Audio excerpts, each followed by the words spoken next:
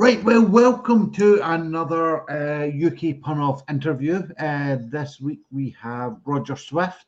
Hello. Certainly one of the kind of more prolific pun writers that I've come across. Certainly one of my favourites. He always makes me laugh. Sometimes he makes me kind of groan, but I mean, I don't care. But is that not sort of part of the setup? Yeah. I mean, is a groan not better than silence? Yes, that's what I've got a line I'll use in the Edinburgh. If somebody just they groan, they go, "Oh, I don't care. I just want you to react. If you groan, that just means you've got the joke. Fine, I don't care. It's just when you stare at me in silence, I don't like it. Groan all you want. That's a reaction." Yeah, I mean that's the kind of thing. It's like, any reaction is better than no reaction. It's with a tumbleweed. That's awkward. Yeah. Right. So what is it that got you? I mean, were you always a one-liner comedian, Roger? No. I was. What got me into it? It was kind of an accident. It wasn't like planned out. It was. I used to have a friend. I used to be a big music festival because I still do. I'm really into my music as well as comedy. I'm not into sport. I'm a nerd, but I love music and I love comedy. And we used to go to all the music festivals. Like we've been to Glastonbury and Leeds festivals. There's Reading in Leeds. And we used to go to the Leeds one, and used to do that with a friend. I used to go called Jonathan, who I don't see much anymore. And one of the things we were into is when we weren't at music festivals, we used to sit around at night at his house, and we used to watch children's cartoons, and we watched stand-up on what was then Paramount Comedy. It's Comedy Central now, and you get like clips of like people. It was like live at the Comedy Store tonight, and you get like these clips of pro comedians doing stand-up. And I remember seeing John Bishop and Michael McIntyre before they were like really big. I remember seeing them, and then loads of people who didn't then make it, but who I thought were better. But anyway, but we used to watch that a lot. Because we never go to live comedy. We'd never been to like a live comedy gig apart from like famous people, but never been to a comedy club. But we'd sit watching him on the TV doing it. And we're watching that one night with him and laughing at stuff and just laughing at the comedy. And then we weren't quite so comedy savvy now. I'd be so much more critical watching them now. But watching them, and I pointed out to my friend Jonathan. I said, "Here, you ever noticed that no one's ever done material about music festivals?" And he's like, "Oh, yeah, that's a point. Yeah, because we go to music festivals. Hey, you know the shit that goes on at music festivals. There's some witty observations about when you're at a music festival and this shit happens. It's like, yeah, it's just how come no one's ever done that? Why has no one ever gone on and done material about it? Well, it's probably a bit niche. Not everyone's going to get the references then, which I think is true now. But it's the reference of that. And then I kept bringing that up. And we watching them again. And I keep bringing that up. When's someone going to do music festival material?" And he said, "Right, obviously it's a niche. No one's ever going to laugh at it. You do it. If you think there's a gap in the market, you go on and you try doing stand-up yourself and write stuff about music festivals." I said, "Okay, I will." So I got a pad out and we're like, right. And at the time, I was Lee Evans was kind of the one I was mostly into. I was like, right, how would Lee Evans do this? How would he do it if he went on stage and did music festival material? So in my head, I was like, this is a 5-minute bit from a Lee Evans show, but he's talking about music festivals, and then wrote it in the style of Lee Evans, kind of, which is where the manic delivery came from originally. And then that's sort of high energy sort of came with that. And then I was trying to mimic that, but with my own material, as if Lee Evans was doing it, and then read it back to him. I said, "Oh, remember that idea?" He said, "Yeah." So, well, I'll read it to you. I was like, imagine Lee Evans with a pad reading it off, and I was reading it back to him. And then he laughed a couple of times. He was like proper laughing. He said, "What?" He said, "You've got the right personality for that. Your delivery, your setup and punchline is actually is pretty good. You've got that bum punchline bit going. Let's go to an open mic comedy night and try that in front of an audience and see if they get a laugh." And I was like, "Oh no, that would scare the shit out of me." But he Googled it for me and went and found where the local one was, which is like a place called Cradley Heath in the Midlands, where I'm from.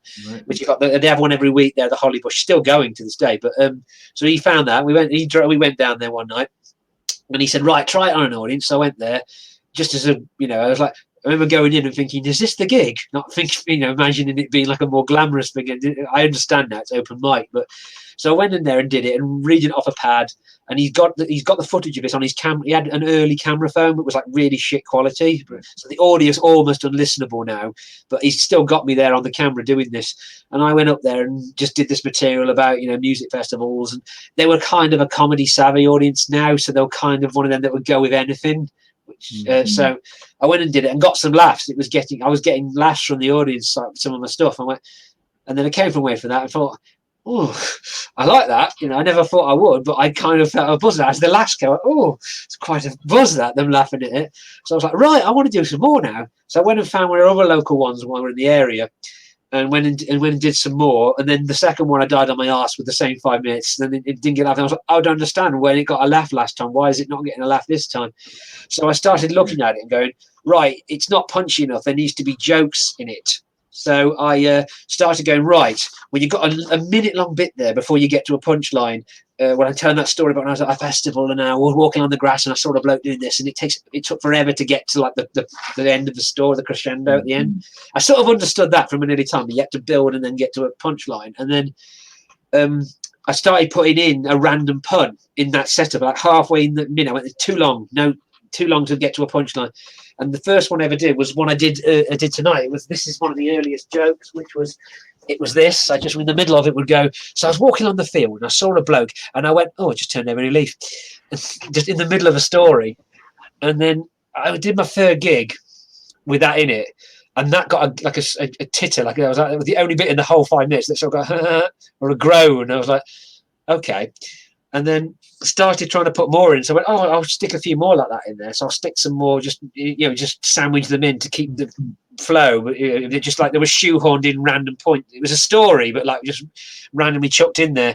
Blah blah blah. Blah. Oh, it's just turn over a leaf, and then I do random things like that. And again, pull a chicken out. Oh, I just got my cock out. Just random shit like that. And then I had about like a 10th gig, something like that. And I was doing it by then, but by then I had like about 10. So I had like a little small briefcase with just a few random props in it and stuff. And then I went and did the set. And then the promoter pulled me to one side and said, right, have you heard of a comedian called Tim Vine? And I said, no, never heard of him. He said, well, what he does is he goes up on stage and he just tells puns, right? What? Like, that's a thing? He said, no, watch him. So he's got a DVD out. Go and get his DVD and you'll see what I mean. It's just set up punchline, set up punchline, set up punchline, set up punchline. So what kind of time was this? What sort of year was this? Was that 2009? I think this was. Right. And these and I went to Blockbuster, remember them, and rented Tim Vine's DVD, watched it, and that was kind of an epiphany moment. I watched him and was like, you can take Christmas cracker jokes to this level? Like, you can just do these kind of. At first, I was groaning out in them. This is genius. I thought this is terrible, but he's genius because it's the force and relentlessness with it. And I was like, yeah, I can see what he means now. So I thought, he said, you've got 10 Tim Vine gags in your set and you don't know it. I had them, but you didn't know it. They're Tim Vine gags you got in there. I was like, okay. So stopped for 3 months, and I thought, right, I'll have a go at writing a 10-minute set where it's just one-liners and puns. So I spent 3 months walking around charity shops, and I'm thinking, well, it wasn't like it was going to be props as such, but I was like walking around charity shops going, right, how can I do something with that? And picking like learner plates off like £1 shops in the area. And there's something I can do with that. And then managed to get I thought there's enough of about 10 minutes worth of stuff there. Went back to the open mic night on my own. By this point, Jonathan and I was spending, I wasn't involved anymore. And I went and tried it for the first time of just doing one-liners and puns with all these props. And it clicked. It came together. I went, yeah, the delivery wasn't anywhere near as smooth or as good as it is now, but just the punchline, set up, punchline, just all came together. And then another act was there, and he said, try wearing, he said, the essence is there, the basis is there. You just need to polish it and get it down to memory and learn it all and get the rhythm of it. And then I recommend an Hawaiian shirt. Like go on with like a Milton Jones sort of bright Hawaiian shirt that would kind of go with the zany, sort of setting you out. Yeah, setting me out.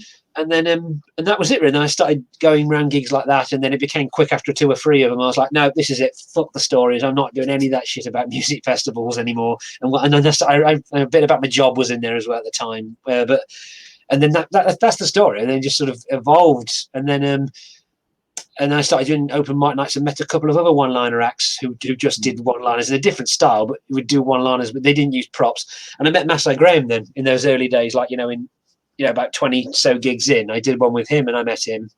That's who you know you know Masai Graham, don't you? Of course, that's how we know each other, because we met early on, and he caught me early on, and he saw me early on, and saw there's so much potential in what he's doing. I could see back then we gelled pretty quickly over our love of just telling one-liner jokes and doing puns.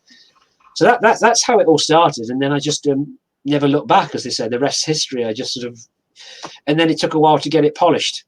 I was never happy with the jokes and the running order of them. Eventually, I got that down.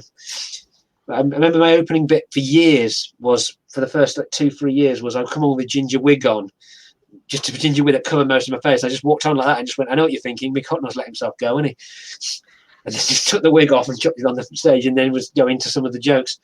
I mean, I hate that now. I would never open with that now, but that's the thing. It sort of it sets up the audience for expectations, basically. If you're just going to come on and do a few seconds sort of silly wig joke, I feel like, then they know they're not going to get any sort of political comedy, if you like, from you. So I mean, that sort of sets it up pretty nicely. Yeah, it wasn't going to come on. We're going to come on and like that and go, just do that. Come on with a ginger wig. I know you're thinking Mick Hucknall's let himself go, and with a suitcase of props next to me, and go, right. So how about the fucking government? They're all wankers, aren't they? It's not going to quite. It sets them up nicely. But then I got the other things later. The coat and the wig and the net, that all came later on. I haven't got that down. So you sort of mentioned a wee bit ago about sort of trolling charity shops and such. Was that a kind of conscious decision that you thought that the jokes would come from props, or was it a kind of props and then go to the jokes type thing? Well, when I was trying to write, I thought, well, how can I do what Tim Vine does for 10 minutes? Just go bang, bang, bang, because I knew it needed to be like really. I couldn't put I knew I was just going to go fill that whole 10 minutes, just bang, bang, bang, bang, bang, and it was kind of a way. I thought I was trying to write them. I was trying to come up with like normal one-liners, puns. I was just trying to write normal one-liner puns, and I was struggling. I thought I can't get to 10 minutes with just that. I need something else. So I thought I started going around pound shops and charity shops looking at things. Well, I could use pun. There's just, because Tim Vine had them in his hour. He had a few. He used as many in an hour as I use in 10 minutes. But that was all that. And I was just thinking that's how it happened. I was just walking around looking at things, going, "There's jokes here. There's puns and one-liners to be made from these." But back then I was picking up everything. I was picking up saws and anything I could pick up, like looking at anything, going, stretching my mind, going, there's something in it. Like one of the ones I had early on was like a Poundland saw, like a little one of them, like crappy little thing, like what are they called, jigsaws. Or I just got one of them, put and dangled it, and I found a bicycle chain that was a pound. I just put the two together in my head and went, oh, that's a chainsaw. That I don't do that one anymore, but that was like there and then in the shop. I'll attach that to that, hold that up, and go, that's my chainsaw. Just sit like that. That was an early one. When I first read that first 10 minutes, that was one of the ones I came up with. And so, now it isn't. Now it's more a case of, when I'm doing the UK pun off now, is you give me the topics, and my mind will go, right, how, what have I already got that fits into some of them, and I'll do that straight away. Bang, I've got some that fit in them anyway, and then I can make that one fit by just changing a few words and twisting it a bit. That one now fits in there.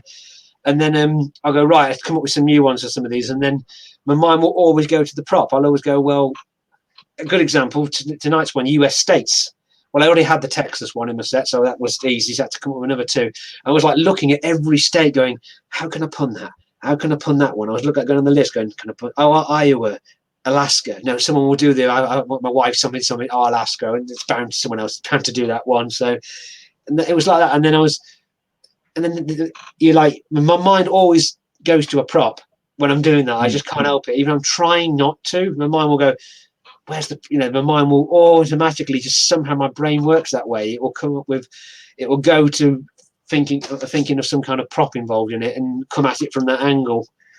Even for the US states. I mean, it was the one I did a picture of someone's veins with pencil stuck on. I went, it's Pennsylvania. My mind went there. I was looking at the word Pennsylvania, something about pencil sticking out of someone's veins. Yeah. that's just how I do it. That's just where my mind works. So is it more about coming up with kind of like new and innovative like props rather than the actual joke for yourself? Like Initially, something that will sort of get it across better. Do you think yeah, that gets it across better, or it's a case of you're essentially what you do, and Gary Delaney explains this well. He says you take it. I mean, there's no secret. Is you think of a punchline and work backwards. That's how you get your punchline. There's two. I can twist the meaning of that boom boom boom punchline. If I've got the punchline, I can twist that in some way. Then it's working out backwards how you get to that point. And adding a prop means the way I kind of see it is you've got to pull back reveal in the setting. You've got to withdraw information that's not in the punchline, then revealed in the punchline. Yeah. And a prop can kind of adds as an A where you there's a visual element that means you can withdraw more from the setup. If you can't use a prop, it makes the setup longer because you've got to then explain more in the setup. Whereas if you prop something, it means that the prop is doing some of the work. It's a distraction, basically. Yes, it's a distraction. So it's kind of A to B, but you're going via C. Yeah. That's kind of how my mind works. The puns do the prop is easing some of the information that's required in the setup. So when the punchline's revealed there, that's. I mean, some of them could be done without props, but then it doesn't. To my mind, it will be longer. It'll be a longer build-up because I've got to say more to get that across. That's kind of how it is for me. Yeah, I'm kind of thinking like, when you're saying that, like your coppers kind of joke. Yeah, I mean, that is just. I mean, that is sheer visual. Yeah, and it's punchy. It's there. It's done. It's gone. Type thing. Yeah, I mean that if you were to try to do that in more kind of verbal form. Thing, you could. I mean, it probably wouldn't work. No, that's how I was doing it. That's how I was doing it in my mind when I wrote that joke. That wasn't in the first 10 minutes. I came up with that a bit later on, like a bit further down. I was just like, oh, something about, again, the mind went coppers. My mind went like that. There's two meanings there. There's the word coppers in policeman, and there's the copper. So you could do something about, oh, there's a copper chasing me, and that was like the organics of it. I was like, oh, I could hold up a big 2p piece and go, I'm going to get you. Like, oh, a copper's coming after me. Or that was the genesis. And then I thought, how could you do it? And then it evolves in your head. Like, how could I do that in that's a bit obvious. And how do you get a big copper? And then it evolved to, oh, I could just stick a couple of coppers on a piece of card and go, let's be having you. I've got coppers chasing me. And then I did that, and I went, and then I thought, oh, that's it. And then hold it behind your head, and you can see some copper. Oh, I got coppers behind me, and then it evolved. And I was like, oh, I know, just stick load. That's it. That's all the setup. That's all you need. Just cut it down, get a big piece of copper, loads of them on there, and just go. You need a setup. I thought, how'd you just do the? Oh, I got coppers. How'd you? And then it just occurred to me, no. That's it. You just go, no. Have I got coppers behind me? And then look around the room, and that's it. That was the thought process in it. You notice the two words, and then I thought, well, you can do it with a copper, and then just it all come. That was about 5 minutes. It went from that to that in about 5 minutes. I call them joke worms. If you can't get it. If I haven't got it in 5 minutes, the genesis of a double meaning and a punchline and working out the setup, if it's taking you more than 5 minutes, you're not going to get it. You usually get them. You usually get them pretty quick. I'm sure Elton John had something kind of similar in that he sort of sat down and sort of looked at his piano, and if a song didn't come to him within half an hour. Fuck it, it's not happening. It's not, So I mean, that's the sort of. I mean, I can totally relate to what you're saying. There's sometimes when I'm trawling through word banks or whatever, you can sort of see something there. Yeah, I've got dictionaries and thesauruses.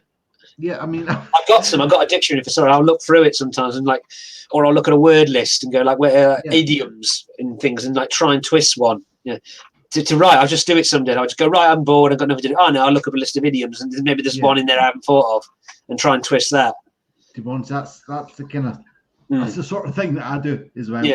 But sometimes I feel that you sort of see something and it's like I can do something with that. I can do something with that phrase or with that word or I can whatever. twist it. Yeah. But again, as you said, if you sort of take too much time on it, then it sort of almost not loses its meaning, but it loses its comedy value. Yeah, So it's I mean, I've better done that. just to move on.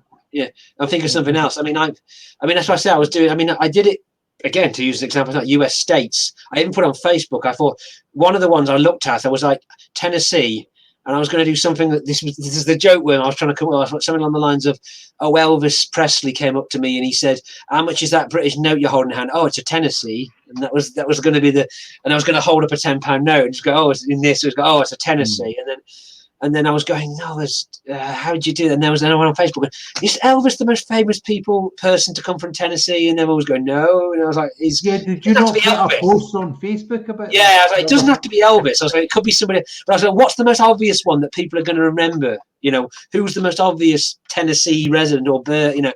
And people go, no, Dolly Parton. I go, surely everyone knows he lived in Tennessee. Yeah.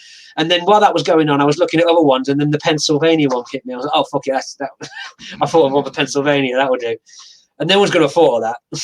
So it doesn't necessarily mean it's a good joke. I just went, nah, no one of the others will come up with pencils sticking out of veins. I can be sure of that. No one else is going to have thought of that. It's only fucking Roger that's going to do that. It's only me that's going to have thought of that, yeah. So, yeah, that's just an example, yeah. But I mean, I do that myself as well. If there's like colloquialisms, if you like, I'll put onto Facebook. Does anyone, if I said the word XYZ, do you know what I mean by that? Yeah. And people come back and say, yes, it means that, or no, what are you talking about? Then I know if that joke will work either on a regional audience or a wider or whatever kind of thing. It's kind of a problem again for me. It makes them niche because without being, again, I'm really good at pop culture stuff like TV shows and music. I'm not into sports. I'm a nerd. So I like really know pop culture in lots of ways. So my mind will always bring that into it. I'll always, like when I'm trying to twist the meaning, my mind will always go to some pop culture reference. And then I got to remember, no, not everyone's going to get that. Not everyone's going to know that show. Not everyone's going to know that song. So I've always got that I'm contending with. Like I'll give you an example of a deconstructional one. Is I use it in tonight's again. I twisted it to make it fit, but the actual joke in the set is, and this is what it ended up as in the end, was I got a friend who was at a party dressed as a bank vault. I said, I thought you were coming as a Ronnie. Sorry, I put that one up. This is the original setup. This is the new setup. I got a friend. I was at a party and I got a friend who was there dressed as a bank vault. I said, I thought you were coming dressed as an apology. He said, well, I thought I better be safe than sorry. Now, how I started out with it, I twisted it. I went, oh, someone dressed as a vault. No, I should be safe than sorry. And then the way I had it was, I was at a party and I had a friend dressed as a bank vault. I thought you were coming dressed as a Ronnie Corbett sitcom. He said, well, I thought I better be safe than sorry. And that would sometimes hit and it would sometimes miss because not everyone's going to know that Ronnie Corbett was. It's a generational thing. Not everyone's going to get that cultural reference. So sometimes that would hit and sometimes it would, because like a younger one would go, what? What's he on about? And then I put it aside when Adman's not working. And I came back to it and I went, cool, it's obvious. I was dressed as an apology. You make it more. I've made that one accessible now, and then it hits almost every time because it's accessible. So that's just an example there. But I always come at it from the pop culture angle because that's what I know. Well, that's really interesting. I mean, I've got a joke that I love. It's that I was traveling in Bulgaria, and I spent a night in Sofia. Blanche, Dorothy, and Rose were furious. Now, if you don't know the Golden Girls, exactly, then that's gone. It's gone. So how do you sort of determine what is, as you say, pop culture and what is more accessible? I mean, is that open mics? Is that I mean, I've tried to do that. Refining or. Yeah, I mean, the 10 minutes I do, I mean, when I do my Edinburgh hour, it's got all the obscure pop culture references in it still because it's an hour and you need to stretch it down. It doesn't matter if they don't land so much, but trying to get the 10 minutes down to the ones that land the most. But some of them have gone in, like, since coming back, one that was starting to go and wasn't hitting as much as it used to hit. But then a topical event happened. It was bad, but it made my joke work again, which was, I've got one which, again, I'm proud of. I'm proud of my own genius for this one, which is just simply a dustbin liner with a picture of Osama bin Laden on it. Chuck it out, go, oh, it's Osama bin Laden. Simple. It's really simple, that one. It's just such a simple but brilliant idea, and it would always hit like 10 years, like 8-9 years ago when I started doing it. That would hit every time. And then as time's gone on, he's become less relevant. People don't quite remember, he's not topical anymore. So it did start to fade where it wouldn't always work every time. But now that the Taliban have taken over Afghanistan again, it's kind of started to come back again. It's started to hit a bit more. Like, yeah, thank you, Taliban. I shouldn't say that. It's horrible. But like, it's topical now. So I've noticed since coming back, it's hitting again now. So that's just an example. I mean, I kept thinking, how long is this going to last for? Because not everyone's going to, as time's gone on, he's less relevant now because, I mean, it's a historic. I mean, it's not like Hitler without being a thing. You could make a joke about Hitler and that would theoretically last forever, wouldn't it? Because, it's, I mean, I have got a pun about Hitler, but if I can say what it is, which is, and again, this always hits every time, but I can only do it in the hour because it involves a screen. It's not a prop. It's I still call them props. It's PowerPoint slides that I've done in the same way. They're crappily, badly done PowerPoint slides instead of physical props. But it's a picture of Adolf Hitler, but instead of his face, I've put a bottle of Flash on it, and it's just that and him doing that talk, and it's just an extract from one of his speeches talking in German, going, and I go, oh, fascist dictator. That's when again it hits. It always hits. People get it, but you can't put it in physical form. You can only put it on a PowerPoint slide. So if I'm only doing 10 minutes, it's not, I can't set a screen up just for the ones like that hit. But you how you? I mean, I suppose I could. I suppose you could do a bit of paper and just pull it. So I don't know. I maybe it's something I might try and figure that one out. But that's the kind of thing, Roger. I mean, I've seen you at a good few gigs, and I've seen not stalking you, but seeing you walking to gigs, and you've got a fucking suitcase with you, just sort of dragging it along the pavement or whatever. What sort of determines what goes in, basically, the suitcase? Is it the gig? Is it what you want to try out? Is it how does that sort of formulate? Well, again, I got it down to a good 10 minutes with the props. It wasn't until I came to write that was the same ones every time, which I essentially still have now. I got it down to the ones that I think work and the rhythm and everything's right with it, and the jokes are just about accessible enough still. Either they're starting to date some of them now, but so what is in the case is what I need for a 10-minute set. And that's kind of, and it just about all goes in. I can just about get the hour in there, because then when I wanted to stretch it out for an hour or longer, I can do PowerPoint slides on a screen. And with the same thing, they're essentially, I see them as props. They're just an extension of that. But instead of in a physical form, they're digital props that you just use, because then you can do like moving images and things like that you can't do with a physical prop. Yeah. So what determines goes in the suitcase is what I can fit in the 10 minutes that I know works. So it's always that. I mean, whenever you see me at the Fringe, I'm always going around with that saying, I always do the same 10 minutes in every show, because that's the 10 minutes I've got down. I know it's something I need to work on. I need to write more material. I mean, doing the pun off is helping a lot, because I'm having to come up with stuff. So but the suitcase is, I mean, I've been for about, in the last 10 years, there's about like my 7th or 8th suitcase, because they keep breaking, because they're not designed for this. They're not, a suitcase is designed to put your luggage in and go on holiday. It's not designed to be taken. Shit. All full of that ram full of shit and constantly moved around all the time from gig to gig. So I wear them out really quick, as opposed to buying one that lasts for 15 years. I've worn it out in a year. So I have to keep changing the suit, but I have to mod the suitcase as well, because I have to like put extra backing on it, because the ones that they come with usually aren't very good. So I add an extra, I'll open up the back and put an extra bit of wood on the hardwood on the back to keep it more sturdy. And I put Velcro on it, so it will stick to it. It will stick when you put a suitcase on the table at a gig. It will move, or someone will knock it off, or it won't stay in position. So I put the Velcro on the case and Velcro on the table, so if they knock it, it doesn't quite. It adds a bit of extra precision, as it were. Top taps, man. Yeah. Oh, I'm like Massa Graham calls it the MacGyver of comedy. I always think of these mods and shit. So I've always been like that ever since I was a kid. If something didn't exist, I'll take something that did and make a modification. I'd modify like rulers and pencil cases when I was at school. I cut bits off, and I want a Mortal Kombat pencil case. They don't make one. Well, I'll just take a plain one and stick the stickers on it. I'll have one. Yeah. And I've always been like that ever since, you know, I was little. So it's the same now with the props. If it doesn't exist, I'll modify it. I'll make it. Yeah. I'll make it myself. See my sat nav in the car. I've got it all gaffer taped up and everything, so it stays where I want it to stay and always. So I mean, when it comes to the suitcase, how do you just fill it with the ones you're going to use, or is it going to be like everything and you just sort of pick, right, that'll work here, that'll work there? No, I mean, I just sort of put everything specific. Again, depends on what kind of. I make it specific if I'm doing new stuff. Well, haven't been doing it because of COVID. I go to open mic like I'm trying out new stuff. Then it will be a bit different, you know.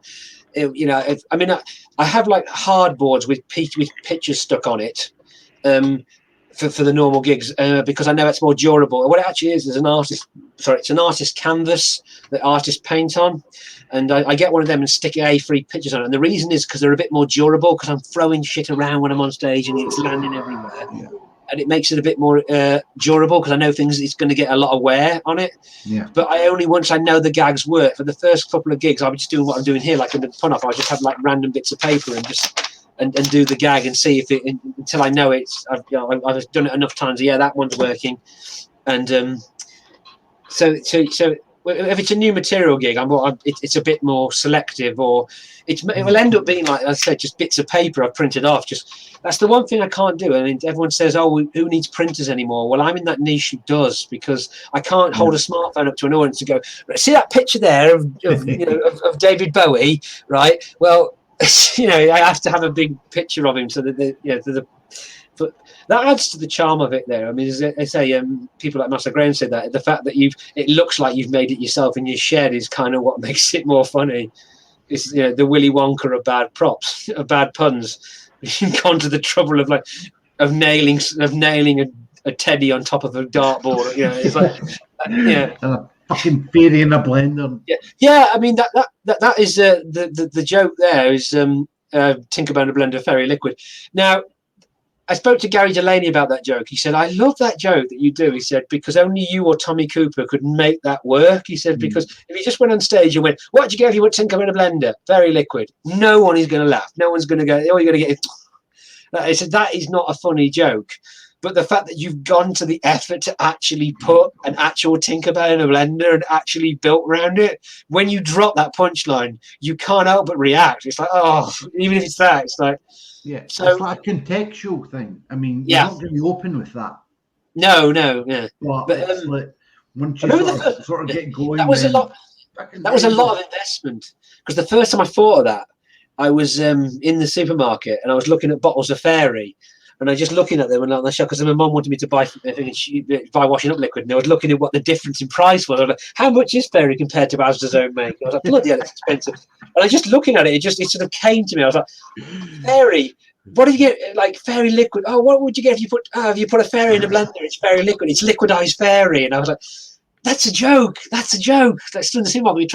There's a pun there. I was like, something about, I put a Fairy in a blender. It's Fairy liquid. No, you can't say the setup in the punchline. So, the Tooth Fairy. No, Tinkerbell. That's it. What do you get? You put Tinkerbell in a blender. Fairy liquid. No, it's too boring. And then I thought, that's it. Put Tinkerbell in a blender. And I thought, no, if I was big and famous and ever made it as a big star, I could actually do it. I'd actually get an actual blender and like put a plush Tinkerbell in there and hit it with my foot and go, and then just like tip it out in the audience and go, that's Tinkerbell in a blender. It's Fairy liquid. And then I thought, if I ever make it, I'll do that one. And then I thought, no, you could do it with you could buy a toy blender, just stick a Tinkerbell in it, just turn it round and it might get. And I thought that was a real investment, because it was about 15 quid. I looked how much a toy blender was, and I was like, 15 quid. I was like, oh, and then I had to look a little Tinkerbell figurine on eBay and found someone selling one. I was like, and that was like about 7 quid, because it's Tinkerbell. And I thought, so it came to like 20 odd quid with the postage to buy this. I thought, this better fucking work. This gag had better work. Now I've actually gone to the trouble, and then I remember the nerves of when I tried it on open mic night for the first time, and I went, this had better go out, because this was so expensive and this doesn't work. I was like, oh, I've wasted so much money. And I just did it on the audience. So when did you get it? I was like, Tinkerbell in a blender, Fairy liquid. And that was like that moment I thought, is it going to get a laugh? And it did. It got a massive laugh. And I was like, Oh, I think that's a keeper. Oh, that's going to work. And then after like 4 or 5, I'm like, every time it hit, and I was like, yes. We had to buy a bottle of, again, came to Mork, I had to buy a bottle of Fairy because, and then cut the label out and then use it all and then cut the label out and stick it on there. And again, it's really expensive compared to washing. So I was like, Mom, do you mind if I buy you a bottle of, I know it's expensive, but I need it for a joke, right? I know it's like 3 times the price of Asda. Well, can't you use Asda? No, because the joke's in the Fairy. I need it won't work. It has to be Fairy liquid. When I wrote the hindsight gag, you know, the two tins of beans, I was like, I shouldn't have done that in hindsight. She buys at the supermarket own brand baked beans. I was like, I need you to buy some Heinz beans. Yeah, but they're really expensive. I'm not paying for it. Yeah, I know, but I'll just do it with normal tin. No, it's not going to work if it's Asda Smart Fries. It has to be a real tin of beans. So like things like family politics, I had to get her to buy some actual tins of Heinz beans and then wash them out so I could do. And then again, I didn't think that one was going to land when I first wrote it because I originally did it in the middle. When I put the goggles on and went, I just stuck it in the middle of the act. I just like reach in and put them on, tell another joke, and then go, oh, I shouldn't have done that one really in hindsight. And then it got a laugh every time. And then I thought, that's a strong one. That's a really strong gag that's hitting. And then it took me ages to do it at the start. Come on with them on. That's like one of your opening gags that will get a big hit because they'll laugh at you with just these things on your face, little things like that. Just, of course. And again, that sort of sets up the audience to sort of know. Yeah, because I mean, it's usually, I mean, like, from what I've seen of you, it's the Mac and the Heinz beans. That's kind of the start. It took a while to get all that down. I thought that's just the visualness of it is so stupid. It's obvious now. Like looking back, I'm like, why didn't I put all that? The Apple Mac I knew had to go first. That was the first time I tried it at a new material night. It was I came on with that as the opening gag. I found this in the attic today. It's an Apple Macintosh. And then I originally did it and stuck all these apples on it, and then I came up with that on the fly as I was doing it. I went, oh, I know, stick an eyeball on the back. That's I upgraded it to an iMac. As I was building it, there's a topper on the back, you know, and it all, and then later on, thought, oh, I know, stick a window on the inside. Open it up, and I had windows installed. Again, it wasn't there for the first 20 of them times I did it. It was a later thought, oh, I can add that. There's an extra one in the inside. Yeah. So I mean, do you sort of look for like your existing jokes and sort of try and get toppers on them? Yeah. Or is it just sort of bang, bang, bang, different jokes? Because I mean, for myself, I know that sometimes, like if I've got a 10 or 15 or whatever, and I come up with a couple of like good jokes, and I try to put them in my existing 10, 15, 30. Then that just sort of it basically breaks the whole set. Yeah.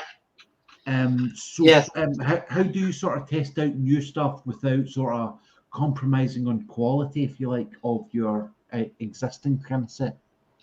Well, I haven't done it for a while since pre-COVID, but I'd always try and do new stuff in specifically as new stuff. I don't really try and do my 10 and work them in, unless it's I'll do it sometimes if I've got like a 10 spot coming up and I really want to try it, and I'm like, oh, I think this is genius.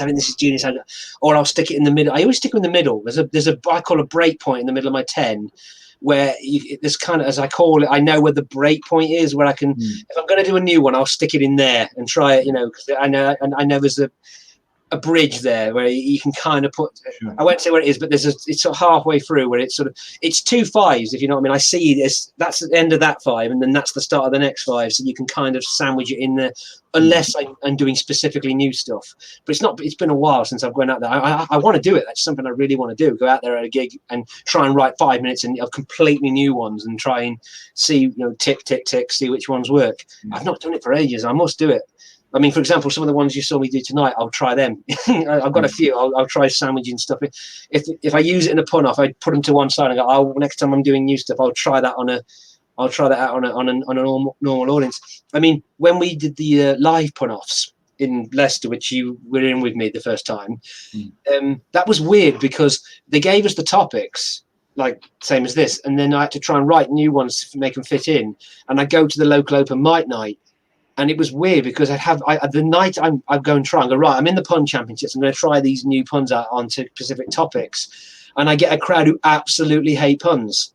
They just want crowds who weren't going to go with puns. So it's like, I can't judge these. I can't see if these are actually working or not because you don't like puns. So I got that a couple of times where I do it in the open mic night and I just get nothing for it, and then I go and do it in the pun off anyway, and it got a big massive laugh. Mm-hmm. So yeah, it's hard to judge sometimes. Yeah, I mean, it's like myself. I mean, like myself and Richard Pulsford. I mean, we sort of do like the gigs up here type thing. And certainly in the run up to the Leicester Comedy Festival, we were basically on every gig open mic together from January onwards. Yeah, and trying to do. Yeah, and you're both doing the same topics and trying to come up with the same ones and the same. I had that. I had someone else who was in the pun. Yeah. When Masai Graham was it the first year, I don't think you did then. The first year I did it was Masai Graham when we were both in it for the first time, and we were at the same open mic, all the same West Midlands open mic gigs. Going, we got this topic, and we both knew each other's stuff. But like, by then we knew like, oh, has he got the same one? Has he come up with the same one? There, we were both trying to do. I remember with that, it's not so much. Well, I don't know about you guys, but it wasn't so much about impressing the audience, but impressing each other. Yeah. With right, this is what I've come up with on Gorillas or whatever.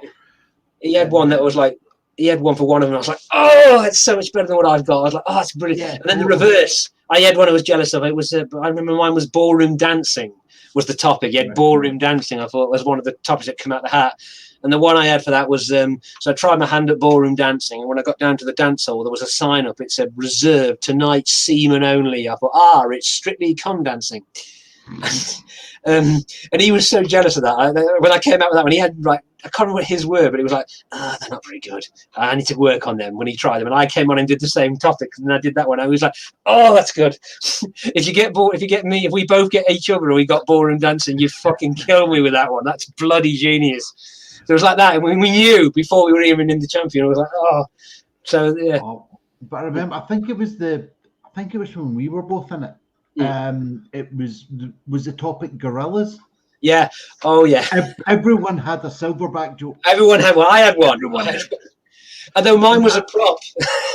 The one I had was I was just going to do a string. I'll come to that in a second. I had a string of one, and I just had a stuffed toy gorilla, and it was a topper essentially. I was just going to go turn it around and put a spoon on the back. That's a silverback. I mean, everyone else had a silverback pun, but the thing I had for gorillas is I really wanted it on the night. When I was there, I was going, please. I was actually praying in a way, going, please make me get gorillas, because I was so chuffed with what I got for it. There was all props. There was nothing that wasn't a prop. And I had a stuffed toy gorilla, two of them that I'd sewn together. And the jokes I had for that was, I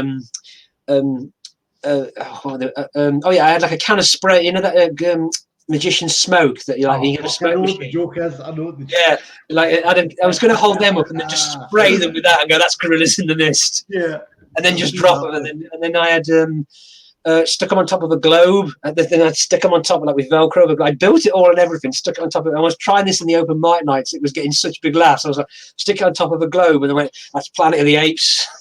And then I'd stand underneath it and go, "That's beneath the Planet of the Apes." And then do that and go, "That's Rise of the Planet of the Apes." And I so wanted it on the night because I just was dying to get up there and do them in the ring, in the boxing ring. I was dying to have them throw them out, and I didn't get it. I think you got it. Did you get it? I think it was. No, I didn't get it. I'm sure. You get gorillas. I'm sure Lovedev got it. I think it was Lovedev and Richard, wasn't it? I think they had gorillas. Was it Lovedev? Because we both got to the semis and that. Yeah. We were in different semis. Then we never went against each other. But I went against what's his name, the Geordie one. You were against Julian. I was against Julian, and he beat me. I was against Lovedev. But I was doing that in the open mics, and it was getting such big laughs. Or the gorilla one. And then as a topper at the end, I was just going to get a spoon out and just stick it around the back and go, that one's a silverback. That's kind of like the last one. There's a topper at the end. But I remember that well. And then the thing about that was it was getting such big laughs, and I thought, I didn't get to use it on the night. So I stuck it in my Edinburgh show. But so in my Edinburgh hour, I used them all. But what it is, in the hour, I had to have this massive inflatable earth. I couldn't be asked to carry it around, and it wouldn't fit in the suitcase. I thought, I'm not carrying that around in a bus in Edinburgh. So I did it on the screen instead. I just filmed myself doing those gags on the screen. I just play it on the screen at the end of the show as kind of as a real bit at the end and go, here's some gags I couldn't fit in the suitcase, and just play them at the end. That's one of the ones that come up, and it gets a big laugh. Like every time those bits with the gorillas are just me doing that and then spraying them and then go gorillas in the mist. and it gets a whacking because it's easier than actually doing it physically there because it's on a video. Yeah. But yeah, it's just that's an example there. But we all had the silverback pun, didn't we? Yeah. Because I think we did that as a rehearsal. Yeah. If I remember yes, right. we did. Yeah. And I remember. Yeah, I think that's why. Went out, right, you two come up. Everyone silverback. Yeah. And I remember everyone. Oh, mine's different enough. Mine was only the topper at the end, so I could probably still get away with it, even if everyone else had done one. Mine was just different enough as a topper. I thought I'd still get away with it. But, I mean, I think that is a good thing about the pun championships, and again, in a way, not blowing our own horn, but the UK pun off as well. Is that you sort of get topics that you wouldn't necessarily sort of sit down and see. No, right, chocolate, no, you don't. Right, US states, right, gorillas. Yeah, it sort of gets you sort of thinking, and I mean, some of them might be great, some of them might be shit. That's the point. It gets you. Yeah, it depends on the look of the draw, on the actual champion, what comes out the hat. That's why I was stood at the side as they'll come at the hat and go, I want gorillas and I want Star Wars because I know they're fucking good. I know I've got good ones. That's the ones I want to come out. You got Star Wars, did you not? And I got Star Wars because the one I had for that, which it kills even now. And the one I had for that, which was a killer one, and it's even in the hour I still do this because it kills every time. Is sorry, the Darth Vader one. No, it's that when Princess Leia doesn't satisfy her husband in the bedroom, she finishes herself off using the Force, or as she calls it, a Han Solo. And that kills even now. If I do it in the hour, that will kill. That will get such a big laugh. And I went, and that was the one I did the pun off. And again, I remember that was like the one where they erupted, that they proper laughed at that. But I remember I had against Julian, I had 3, and I had Star Wars and I had 2 others. And my Star Wars ones proper rinsed it, and then I got 2 other ones that weren't so good. Mine weren't quite as good, and I still blame that. If I'd gone the other way around, if I'd gone the other 2 and then Star Wars, it would have been me in the final against Love Death. No, it wouldn't have been. If we had that same sort of luck, it would have been me and you in the final, because I blame the order of the semi-final. Yeah, you as well. It would have been, if I got Star Wars at the end, I would have won that. I can't remember what it was, but I definitely won the first one.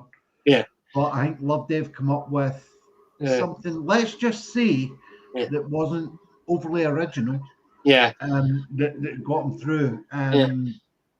But I mean, absolutely fair play to him. He done really well.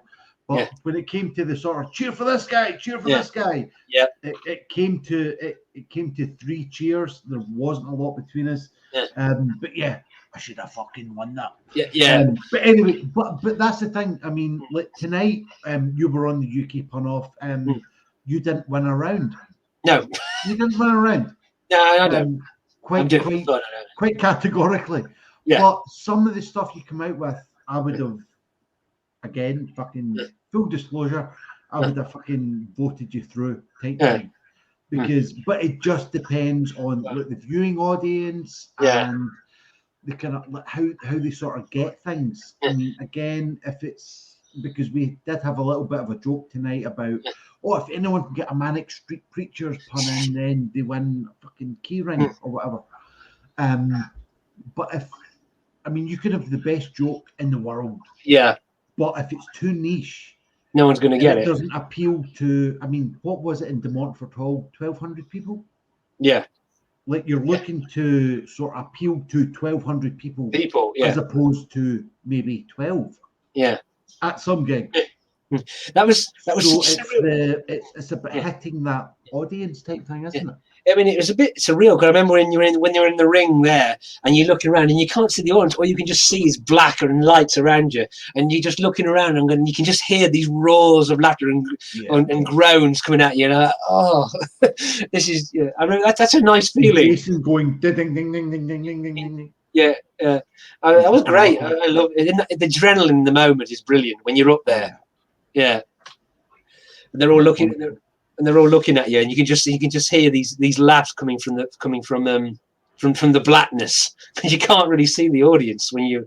Well, I couldn't. All I could see was that and lights. I'm just going, I don't know where to look because they're all around me. Well, that's the thing as well. I mean, it's like they have set it up so well. I mean, I didn't do it kind of when what's his name? Oh, The Lee kind of Nelson. chav guy, Lee Nelson. not Lee Evans, Lee Nelson. Lee Nelson. Yeah. I can't remember his real name. I know what you mean. But, I can't remember. But we know who we're talking about. It was more of a stage thing. Yes, that was the first time I did it. Yeah. Yeah. I did that, and then I did the ring. I did them two, and then I did the ring one. So, but I remember Lee Nelson did. What did Lee? He had a good. He had an interesting one, which is a line I used to love, which is before which what's his name didn't do with Jason Byrne, which was he said before you went on, he said just do us a good pun before you do the topics. Each one of you just throw one of your best puns out. And I remember sorry. Live, just just on the fly. Doesn't matter what it is. This before we start, you just throw one of your absolute best puns at to win the audience service to get it started. Let's see who wins that, in free form, and then we'll try the topics. And I can't remember. I did one that got a massive. What was I did? I can't remember one of the good ones, and it got a huge. It was a prop one. And I can't remember it was low self-esteem, that one, which I just hold up a picture of I just as a free form at the start because I just picked that one up and just went I'm feeling, how are you? It's pictures of free shells. How are you feeling? I'm feeling on top of the world. How are you feeling? I'm okay. How are you feeling? I want to kill myself. Low self-esteem. And that it was the pun off and it roared at that. I was like, thank you. And then he just put his microphone went, we take the bar and we put it on the floor. It was kind of the opening one. That was like the opening first pun. It was the year before. And then you go into having to do the topics. And I remember I went against Leo Kirst, who won it the previous year. He was the previous winner, and we were the first two to go up and do it. And I can't remember what the topics we got was. And I beat him. I was surprised. He won it the previous year, and you put him out. That's right. And I put him out. I was really surprised at that. And I thought, and I was wearing the Apple Mac all the time. I came on with the Apple Mac on, and what it was, I had two topics that I could have shoehorned Apple Mac into. There were two if I'd come out the hat. I think it was iPhones and computers. iPhones and computers. I think they were, and I'll get that in. I would have made that fit with either of them. iPhones. I don't use an iPhone. I use this. It's an old-fashioned. It's my old Apple Macintosh. Or computers. Yeah, I found my computer in the attic. I would have made it fit. So I had it on just in case we got that as the first topic. I remember the Chortle, Steve Bennett, was reviewing it, and in the review he said, so Roger Swift came on, a newbie to the contest, because it was like the fifth one or something, first time I'd been in it, and he put, newbie to the contest, he got a coat with what appeared to be apples stuck all over it, and at no point acknowledged this. I'm like, because... That's what you want, man. Yeah, sorry? That's what you want. Yeah, he was wearing a coat with apple stuck on it, and at no point acknowledged it. I'm like, I was waiting in case one of two topics came out, and it would have, I would have used it. So that kind of annoyed me when he put that in the review. I'm like, yes, because you don't know a vital fact that we know the topics. Yeah. Yeah. I mean, that's what you want. I mean, again, as a one-liner comic, you want to sort of stand out. That's why the likes, I think, of Milton Jones. Sort of wears the kind of Hawaiian shirts and he's got the kind of crazy hair type thing, because he's not going to go up and talk about the state of the transport system in the UK. You can go up and tell stupid, fucking silly jokes.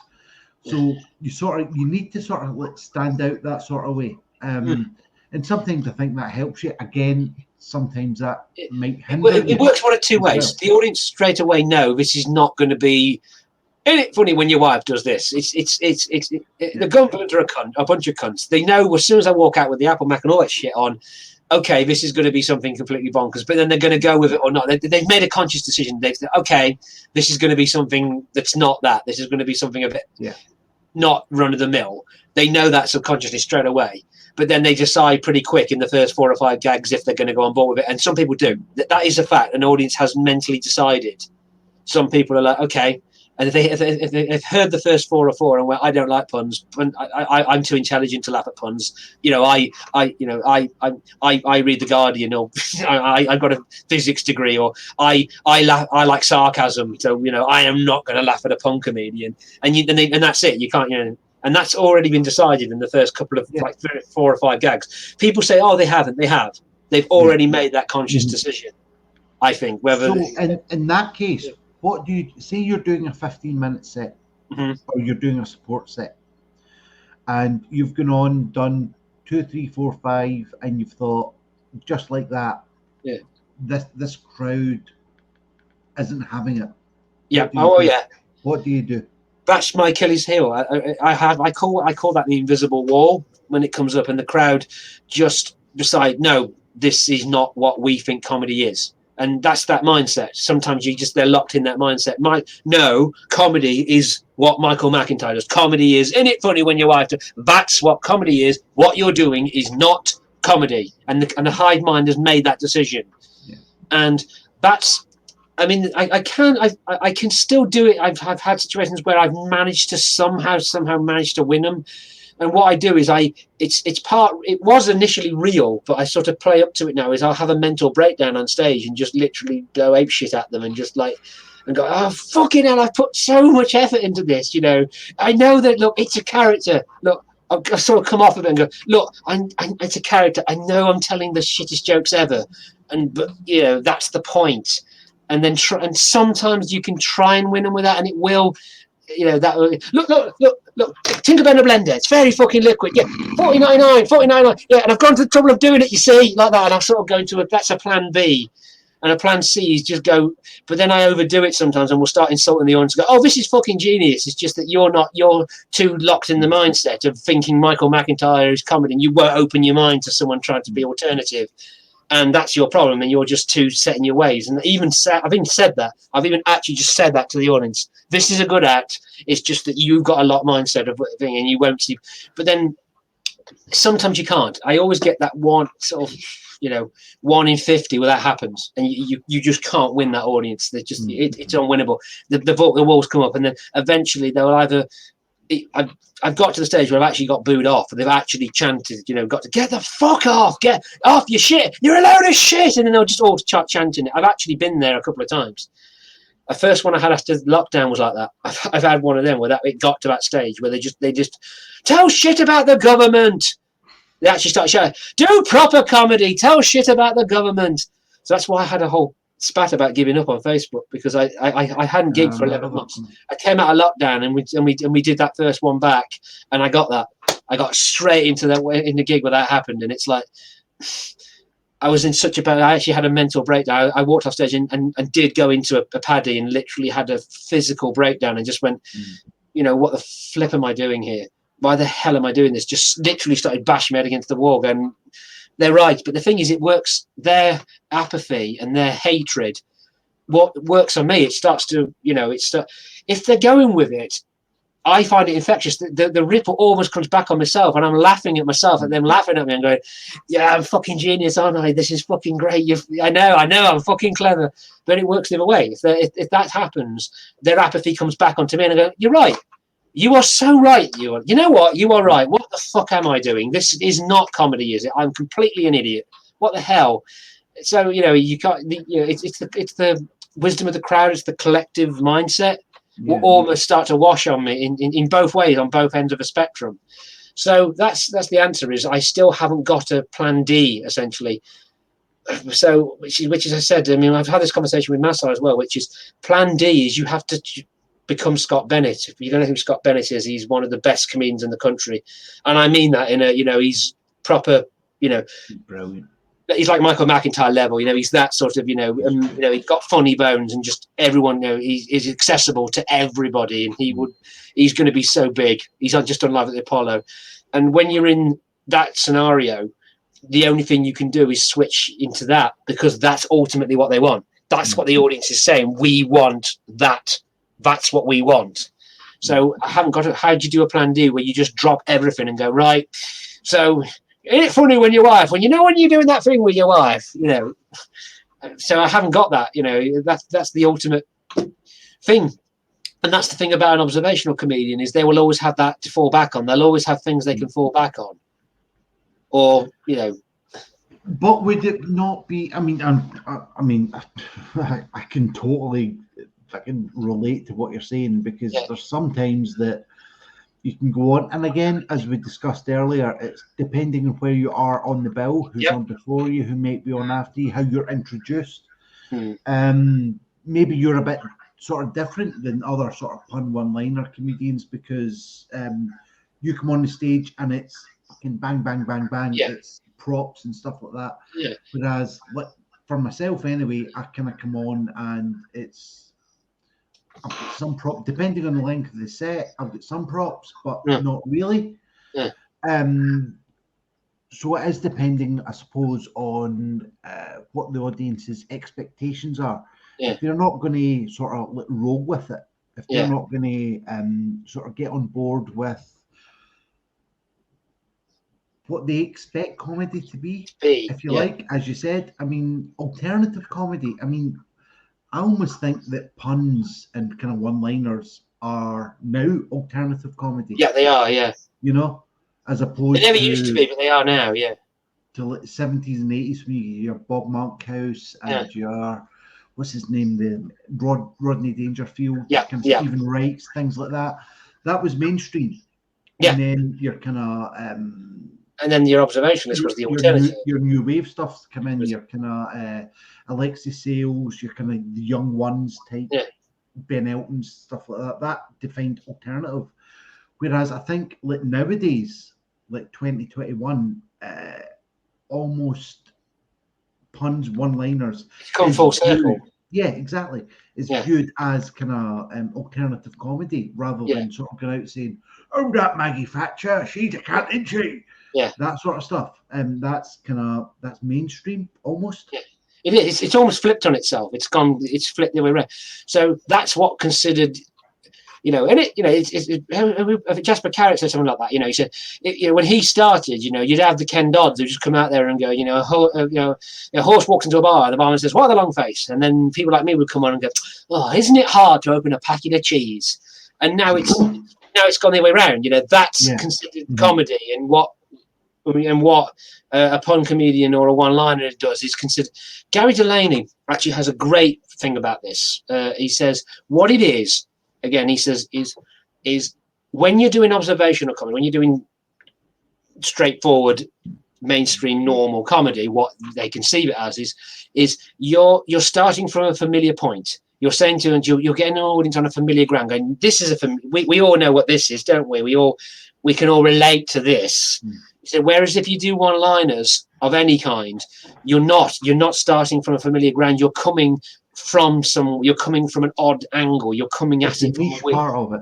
Yes, you're coming from an obtuse angle. You're not starting from familiar. You're going from there into and then coming into a turn of phrase or an idiom, but you're starting from a way over there and then coming at it. And and that's how he in one of his podcasts he explained that. And I'm like, yeah, he said, so that's why it can be hard for some, because not the audience's mind has got to get their head around that you're not, this isn't familiarity. This is something obtuse that's coming.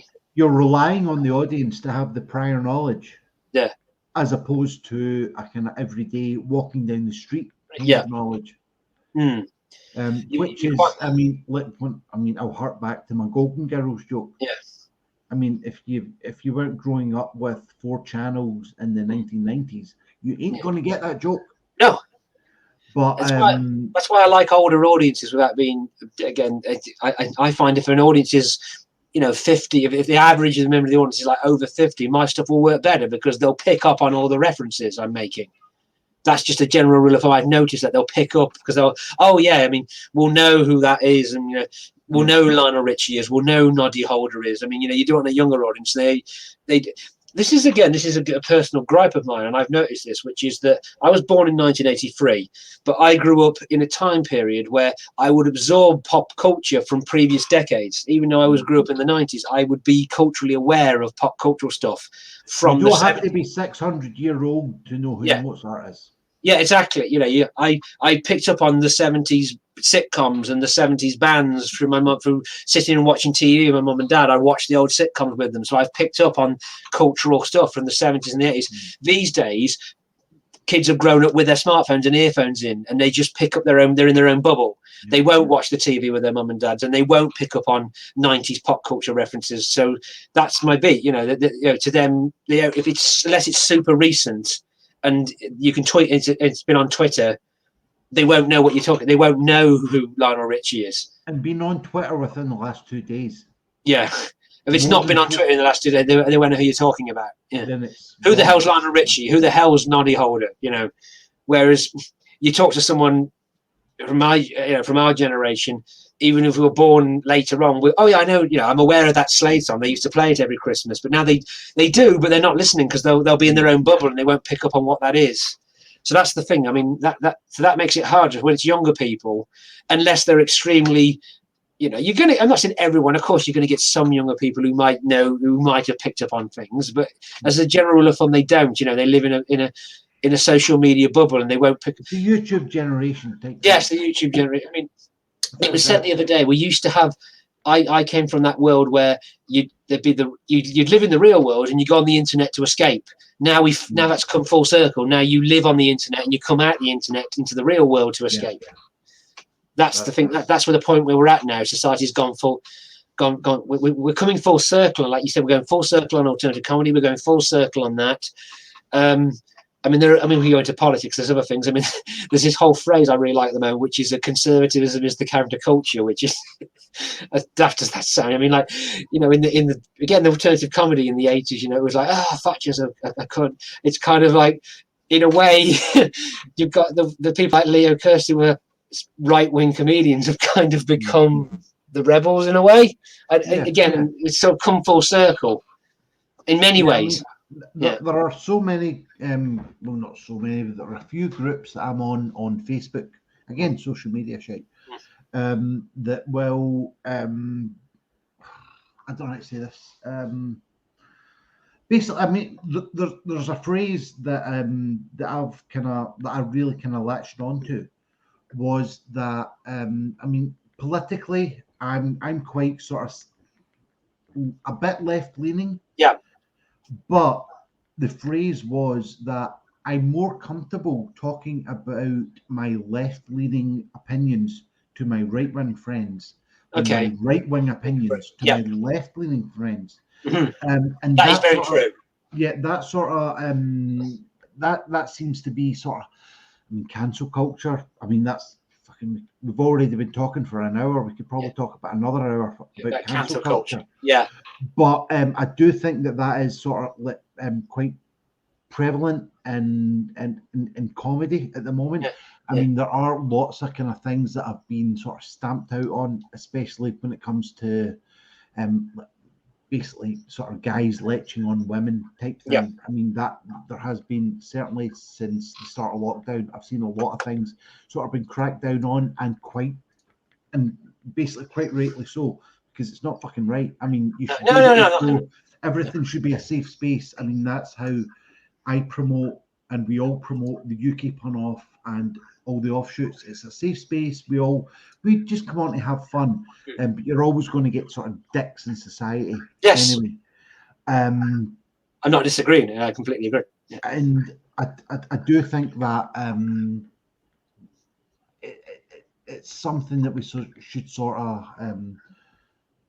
strive for. I mean, UK Pun-Off has had its own sort of I know. Yes. Controversies. If you yes, like. I know. Yes, I know all about that. And we've kind of dealt with that, and we've sort of hopefully moved on. So hopefully people have moved on from that as well. Still keep it in mind. We've all learnt from it as well. But certainly when it comes to comedy, whether there should be barriers, I don't know. Because I mean, full disclosure, I've written some jokes when I've been trolling through word banks or phrases or whatever, and I've come up with some fucking pretty sick jokes. Oh yes, let's just say that I'll never tell, but I'm quite proud of. Yeah, but it's the way that that it can be accessible to everyone. I mean, have to sort of strive for. I won't tell you what it is, but I thought I was listening to a song one day, and there was a lyric in the song, and I thought if you take that out of context and put it, and I wrote a setup in front of it that would make that into a pun, and it was, and I'm ashamed of myself. It was horribly racist. I will not repeat. I will not say what it was, but my mind went there. But my mind went. But then the racism overrode the fact that like my mom would go, "That's a pun," but like I can't use it because I won't say what it was. It's the opening line to a song. I thought you could do "bum bum bum bum" and then play that opening line to a famous pop song from the 70s. What could it be? And then I thought okay, but And I hated myself. I was like punching myself, going, why did your mind go there? Your mind thought of that. It is wordplay. It was just a pun, but it is horribly racist. Like, so we can't. I'm not saying I can't help it, but my mind, will do that. My mind will twist meanings and go, yeah, I can do something. Yeah. But it's knowing when to do it. I mean, I wouldn't do it. I would never, no matter what, would go on stage and say it, because I know how awful and evil it would be to say it. But it's just. I mean, but it's not something that it's not a value that you. No, rated. Yeah. It just happened to be something that popped into your head, and you just popped in my head. I can sort of twist. Yeah, that would work. It's a pun. It's a wordplay, but it involves. I won't say, but it involves a certain thing in the setup that would make it. They make that innocent line something incredibly racist, but I won't say. Give it to Masai for his second 30. Well, he would have played an audio clip, but he's not into tech. So he says, "I'm not good with tech. You are. You're good with the tech. I'm not quite as good with that as you." So, but it would involve playing a clip, like an audio clip. It's the opening line from a song. But and even then, I wouldn't actually. I wouldn't use it. I'm a good. I'm not evil. I'm not a cunt. I wouldn't do it. But. Example. I mean, I won't say what it is. In a car share, I will never repeat it on air. I've been told by another comedian a joke I set up a one-liner where it's a generic joke, and I don't know who wrote it, but it's considered the most horrific joke and in the most horrific taste ever. And I've been told it in a car share, and I know what I could repeat it now. I'm not going to say what it is, but. It's not racist. It's I won't say it. It's in horrific taste. But when you hear it, my mind is in two splits, going, "That is so horrible and awful." But the wordplay is clever. My mind is like, does the wordplay outright how horrific taste of the joke? Because the wordplay is so clever in it. But it's like. So is that what I'm not wanting to sort of define Masai's kind of career type thing, but is that why you think he does he's got his 100 clean jokes or 101 clean jokes and then 101 dirty jokes? Do you think that an audience, when they come to something like that, I mean, like 101 clean jokes or like the monster, well, that's completely different, but if they know what to expect, then is it acceptable to do sort of what you would call questionable material? Like how would you define what is questionable for an audience? Well, I mean, if you advertise it, so he advertises 101 naughty jokes. So, if you come into that, then you know what to expect. It's not going to be. The thing is, though, they're not. You say they're naughty jokes, but then he's got some that are in very poor taste. And I won't repeat them. I could do Masai said. I could just stand there and do 10 minutes of Masai Graham. I've seen it so much. And he could probably do mine. He says, if you left the props there and you left it with me and you put the coat on me, so I probably could. I would love that. Masai doing your set with the props. He said, I probably could. I get lost. I probably get the order messed up. I'd probably start going, what's the next one? But he said, but I probably could do it if I wanted to. But he doesn't want, I mean, we have done that as the Midlands Comedy Awards, where we do the award ceremony for all the comics in the Midlands, and that was part of it. Is we did each other's set, and I did Masai's set as at that.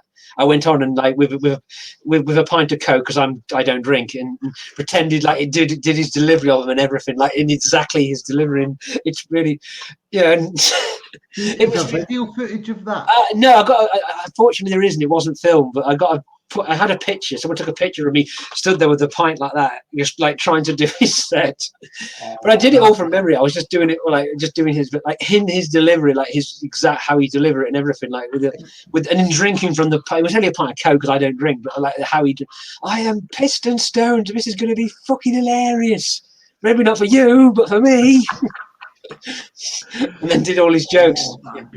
It was really funny. It was getting laughs from me. But then one of his poor taste jokes he does. I did that and did his poor taste joke, and then went, that one, I did that one, and then the audience laughed because they heard him do it, and I went, and every fucking day at the Fringe he does that and brings me on, which made the comedians proper laugh. Me, like every fucking day we're at the Fringe he does that and brings me on. which made the audience, the comedian, which was come other comedians. Some of them can be really good gigs. If you do a gig where it's all just other comedians, they can be some brilliant gigs because they're obviously so comedy savvy. You can, Gary Delaney said he did that. He did a gig where it was just comedians in the audience. It was a podcast he recorded where he went on and did a set, and he said that flipped. He said because the really obvious stuff and what's boring and obvious to me that rips it in comedy clubs wasn't getting that much of a laugh, but like the really more twisted and clever stuff that doesn't do that well in comedy clubs was ripping it because you're comedians and you get what I'm doing. Yeah. So I mean, that sort of resonates quite a lot with me. There definitely has been times where I've sort of went on and basically died on my home. Yeah. But like fellow comedians, not blowing smoke, but genuinely saying this, that, or the other was really good fucking lines, because they can see the sort of the craft and like the kind of not the imagination, but the work that was put into a certain line. Yeah. Because again, with kind of pun and one-liner comedians, like Jimmy Carr sort of try to do it like just the smallest amount of words is to make a joke. So we're always kind of, I'm sure it's the same with yourself. Yeah. So like trying to edit down. Yeah, and bringing a prop in can save the edit, can make it edit quicker. That's just about how I do it. I've prop in it. You're removing some of the necessary words. It makes it so you can make it a bit shorter, which is why most of my prop ones are quick, and the ones the non-prop ones, and amongst them are longer and more elaborate. I'm trying to do that.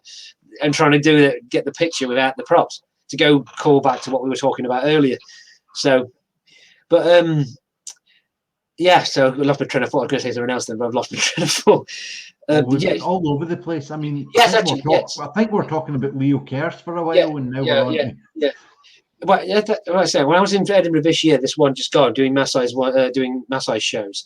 American guy, I can't remember his name off the top of my head. Forgive me, I can't remember. It was an American who come over, from to the Fringe just to try and get on shows and do his thing.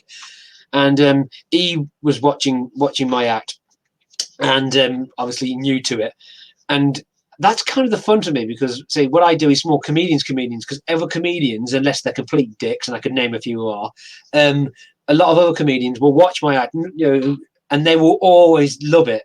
Generally, a comedian who does comedy will so get into what I'm doing, and that was kind of like when I started the Fringe, some new ones who'd never seen it before, and I went on and did my thing, and they were seeing it for the first time, and like properly just crying with laughter, like totally into what I'm doing. Oh God, this is so funny. And then, so that happened a lot. But then I had this American guy who did that. He came and I remember watching it for the first time. And again, he came off stage like with tears in his face. He said, my face, American, I said, my face is hurting, dude. He goes, I just want to say, if you did that in the States to an average audience, like a comedy club, that would bomb so hard because they wouldn't look at it on the ironic level. I can appreciate what you're doing, that those jokes are so terrible, but you're doing it in such a way that you're just going, fuck it. And the craft and the timing of the level of a company you must have gone to portray and just get for what is a horrific pun, but you're doing it with such a wonderful attitude, a conviction. And he said, and you're so good, it's so tight and polished. He said, but I love the fact that I love the fact that I get that you're doing what you're doing here, but I would love to see you go to an American comedy like New York or Los Angeles and do that, what you're doing, and just see how the audience react, because I guarantee they would not get that. An American audience would not see the irony of it at all, because he said you do a pun in an American comedy club, it's like it almost gets, you practically get booed. It's like, oh, bad, you just did pun, no, pun bad. So I just imagine how they react to someone just doing it so shamelessly like you, with such force and attitude that you don't care, and the friction that would create. Does this guy know he's bad? Doesn't this guy know what he's doing, that he's telling terrible jokes and he doesn't care? Are you an idiot, dude? You don't know that your jokes are shit. And he said that friction would be brilliant. I just would love to see how that would play out. Yeah, and I remember. I did one gig in Florida. Okay. Family over in Disney World. Yeah. I sourced a place, and I died in the hole. I mean, it was a 10 that that usually does well type thing. Yeah. And I sort of tailored it towards kind of American audience with the kind of local references. Yeah. Well, I do that, yeah. Absolutely died in my hole. Yeah. But I always, because I mean, on the UK pun off, we also do Out Punched, which is a pun slinging sort of contest. And I'll always say that the difference between American and British punning is that a Brit will write the pun and want the reaction, oh, that's funny. Yeah. An American will write the pun and say, oh, that's clever. Yeah. So I think that's sort of the difference in sort of in presenting to the different sort of audiences. Yes. And again, it'll be the different sort of audiences sort of up and down the country. Yes. And again, it's a scheduling thing. Yeah. If you're following a 6-string cheat sheet, then you're not going to go down well. In my opinion, in my experience, you're not going to go down well after a musical comedian. But it also definitely sort of determines the audience that you're playing to, as to what they're expecting, what they're used to, and what sort of level of comedy that basically they're used to type thing. It can be very difficult without a doubt. If you're not going to go on there with a kind of a sense of conviction, as you've kind of just said, I mean, if you can go on with a sense of conviction, whether this is shit, but let's go for the ride, then you could sort of win them with that. But if you're just sort of going on with almost a half-arsed attitude, then you're not going to get anywhere, no matter how good, how punchy your jokes are. It's not going to work. I agree. I mean, I never thought of it that way when you said about them. They want it to be clever, and I mean that's a good. I mean, I've never gigged outside the UK. I mean, prior to doing the Fringe, I'd never gigged outside of England. Well, I'd say I've done England and Wales because I live not far from the Welsh. Shropshire's not. We've got a border with Wales, so it's only about 30 miles. Not an English county. Yeah. Sorry. Is Wales not an English county? No, but I have gigged obviously in Wales because I've done some in Wales, but prior I'd only done England and Wales. I'd never been, and then until I went and did the Fringe, and then I went all the way, and then I finally went in Scotland and started doing them. Now I'll give you actually, while it's in my mind, an example. I've got one in my hour, which generally speaking has only ever caused a problem in Edinburgh once, where it got boos. Where I want to make it clear, I'm a nerd. I don't care about sport. I'm not interested. I'm not a sports person. I mean, the way I see it, sports, people who are into football are nerds. That's just their thing. That's their compulsion. It's just that when you're not into sport, your compulsion's in other things, i.e. music. That's how I personally see it. They get just as trivial as I will, but they just channel it into football, but that's considered the norm, isn't it? That's just considered a social norm. But one of the things I've got to joke about, because it's ingrained in our pop culture and I am culturally aware of it, is I've got a pun in the show where it's part of a song where I sing a song in the middle, a silly song. And there's the setup in it is part of it goes, I like spreading butter across a football field. They think it's all clover. It is now. Which is a play on the England, winning the World Cup in 1960. You're Scottish. I know, right? Going, they think it's all over. It is now. Now, I want to make it clear, I'm not a football fan. That's just ingrained in our culture. You have to understand, in our English, that's just ingrained. That's what we know, and you can't avoid not knowing that. And in England and even Wales, that goes down well. I thought, when I go and do that in the Fringe, how's it going to go down on a Scottish audience? And believe me, most of the time you'll get like English people or whatever in there, and it will go down pretty well. It's only once or twice where I've got like a nearly all Scottish audience where I've actually got boo for that bit. Like, boo! I'm like, look, I know you're Scottish. I'm just playing on that expression. I'm not trying to rub it in. I'm not trying to rub in your faces that we won. And that I'm not trying to make it about that. I'm just trying to get you. That's ingrained in our culture, and I'm playing with it. I'm just playing with that. That's all. Yeah, I mean, if you do a Britney Spears pun, and you've got a audience full of Christina Aguilera fucking fans. Yeah, it's the same. Yeah, it's the same. It's the same principle. Yeah, I mean, I've got, again, to keep going back, I've got one in my I can't do it in the 10 because it doesn't flow right, because it's in a slower bit when it's not bang bang bang, where it takes a bit longer to sink in. Where I do a joke about in Back to the Future, the film, in the DeLorean time machine, he has a thing called the flux capacitor, which is supposed to be in universe how the time travel works. It's like this thing in the back of the car that looks like a V shape. And I've got a joke in my hour, which is I got knocked out one night and came up with this idea, and it's 3 dildos look like that, but with 3 dildos. And the joke is I came up with this when I was knocked out, and it's a flux capacitor. Now, again, requires knowledge of the film Back to the Future. And as I'm doing it, I get to that bit, and I go, I got knocked out, and I came up with this, and it comes on the screen. It's that with a dildo. That's a flux capacitor. And pause. And there's always one person, at least one in the audience, who will pick up on the oh, it's a Back to the Future joke. And then that's kind of weird, because it takes a minute, and I'll look around the room if anyone's got it, and then I'll go, and then the topper on that is to go, if you didn't get that, it's Back to the Future. It's a Back to the Future joke. I guess you guys aren't ready for that yet, but your kids are going to love it. It's just the topper, which, and again, sometimes that's like days of just, and then you'll have days where it's erupted, and then like people are like proper really laughed hard at that.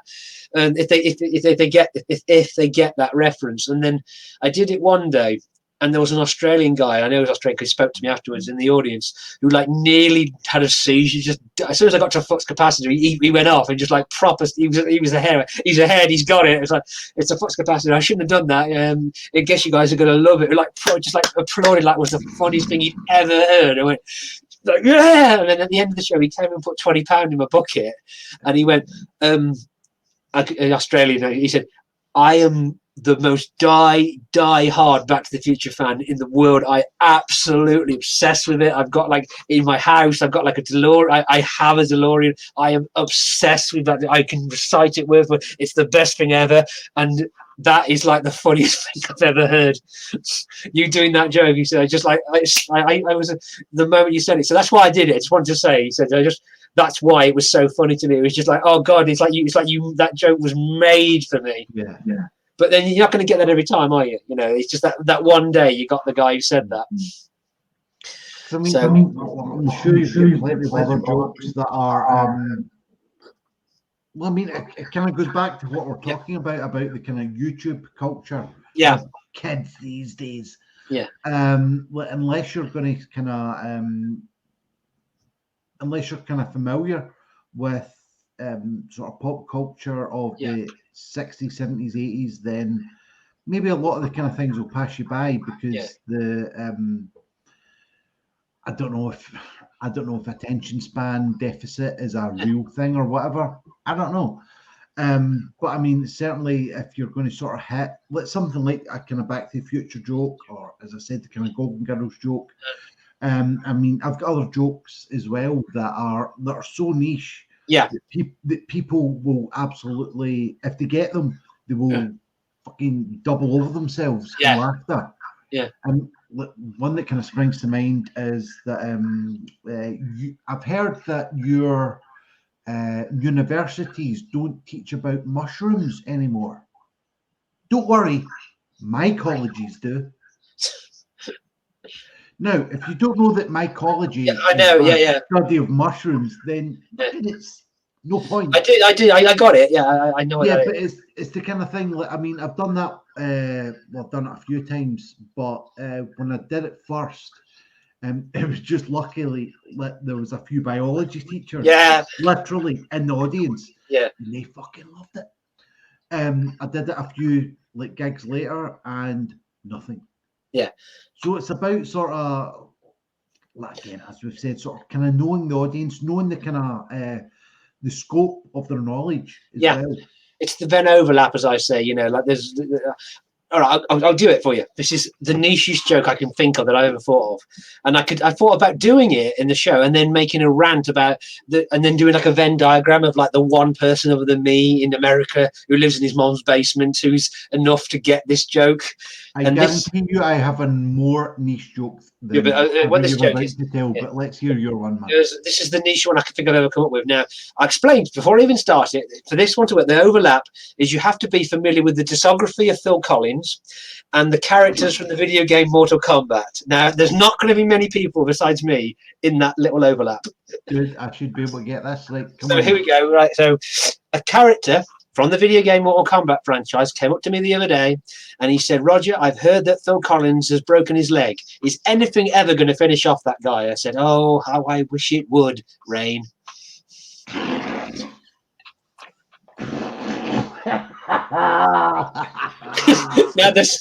the Venn overlap. That's funny. I used to love Mortal Kombat when I was like a teenager. I used to play Mortal Kombat. I know all the characters, and I know Phil Collins songs. But there's like so few people in that. That's like got to be so niche. But I thought about doing it, getting silent, and then like doing a rant about here's the Venn overlap, and there's one person who lives in his mum's basement in Iowa who is laughing his ass off, who knows them two things, and then try and get a laugh out of maybe that. I thought as a tangent in an Edinburgh area it might work. I never did it, but it was one of the bits I thought you could do. The only kind of Mortal Kombat one that I had was I went into a shop dressed as a Mortal Kombat character. The cashier said, can I help you? I said, no, I'm just looking. But here is my complete niche joke. Yeah. Right? Prerequisites. You need to be Glaswegian and you need to know about 14th century French coinage. Okay, I'm not sure I'm going to get this. Here we go. Fucking Venn diagrams, man. Right, where is it? I use a 16th century French coin to keep me upright. I use it to stone. Right. So stone is a French coin. I'm guessing. Yeah. Teston is a 16th century French coin. To stand is the word. Stone.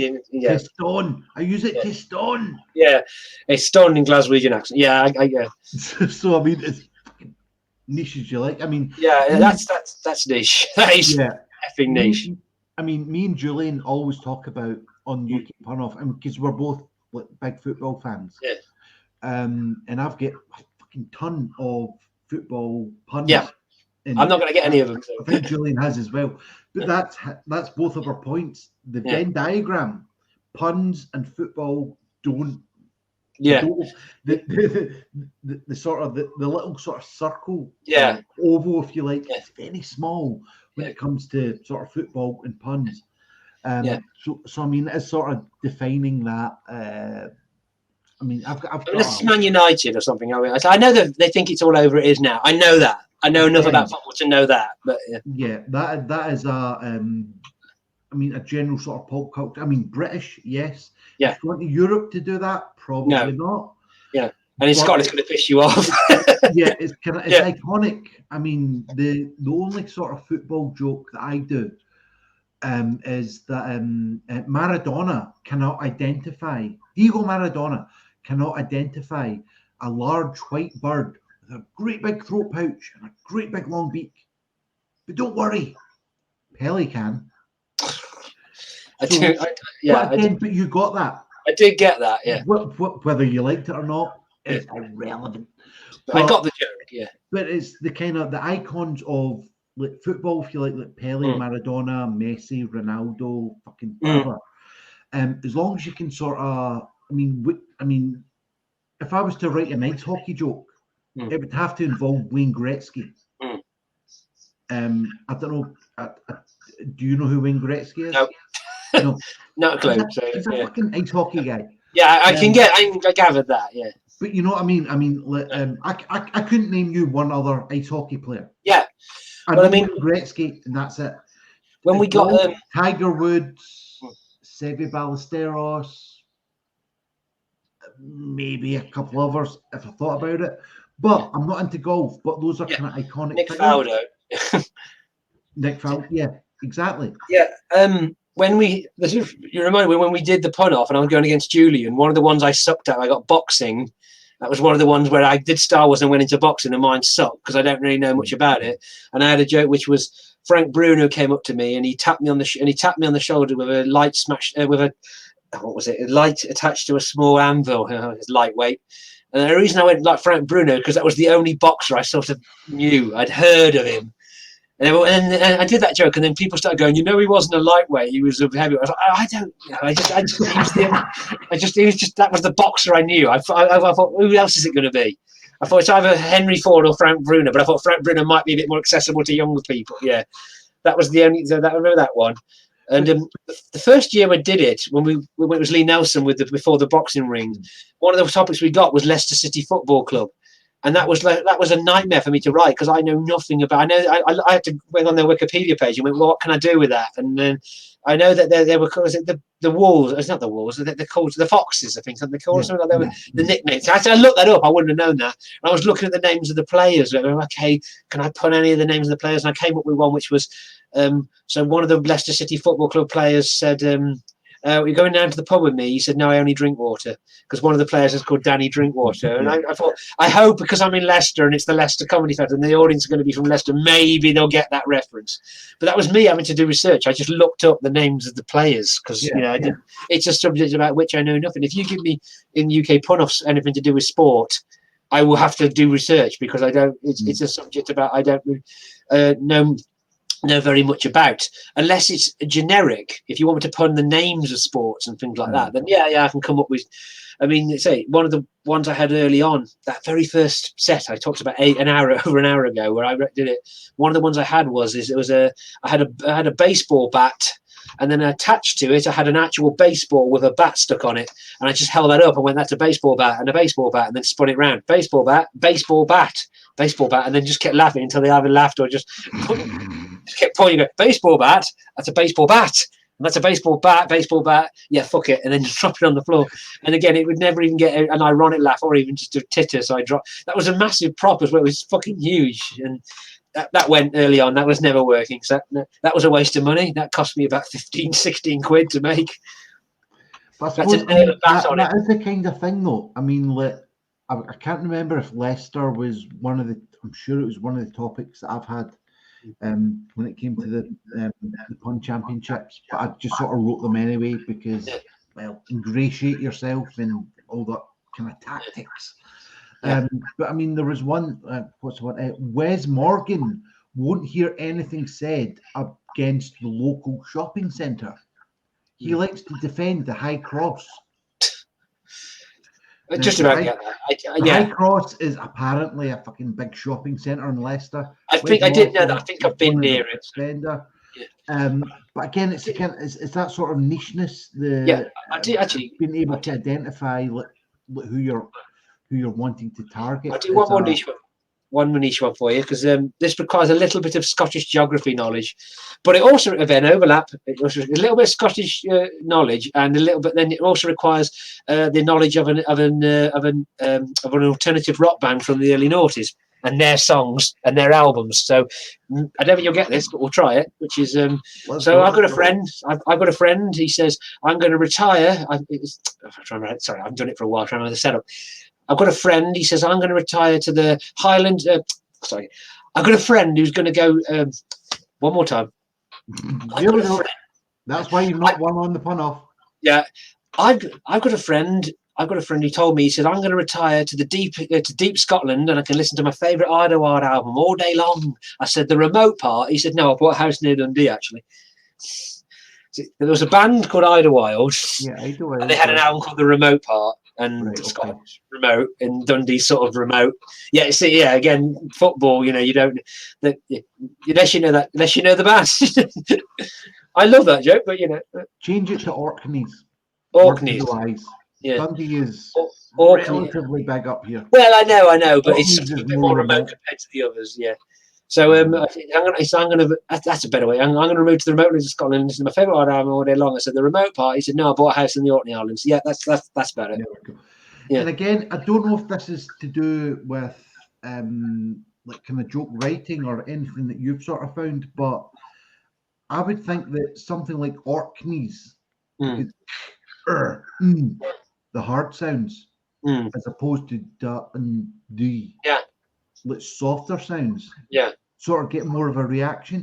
I don't know if you is that something that kind of filters into your mind when writing jokes? Not really. I mean, certain things don't seem to roll right. I think there is that rollingness to things, but I've never really thought about that. No, I mean, just trying to think of an example. No, I mean, not as a rule. I mean, Gary Delaney says there's a rule, and I can't remember. He said there are two words you can't put in a joke, no matter what, no matter how good the joke is.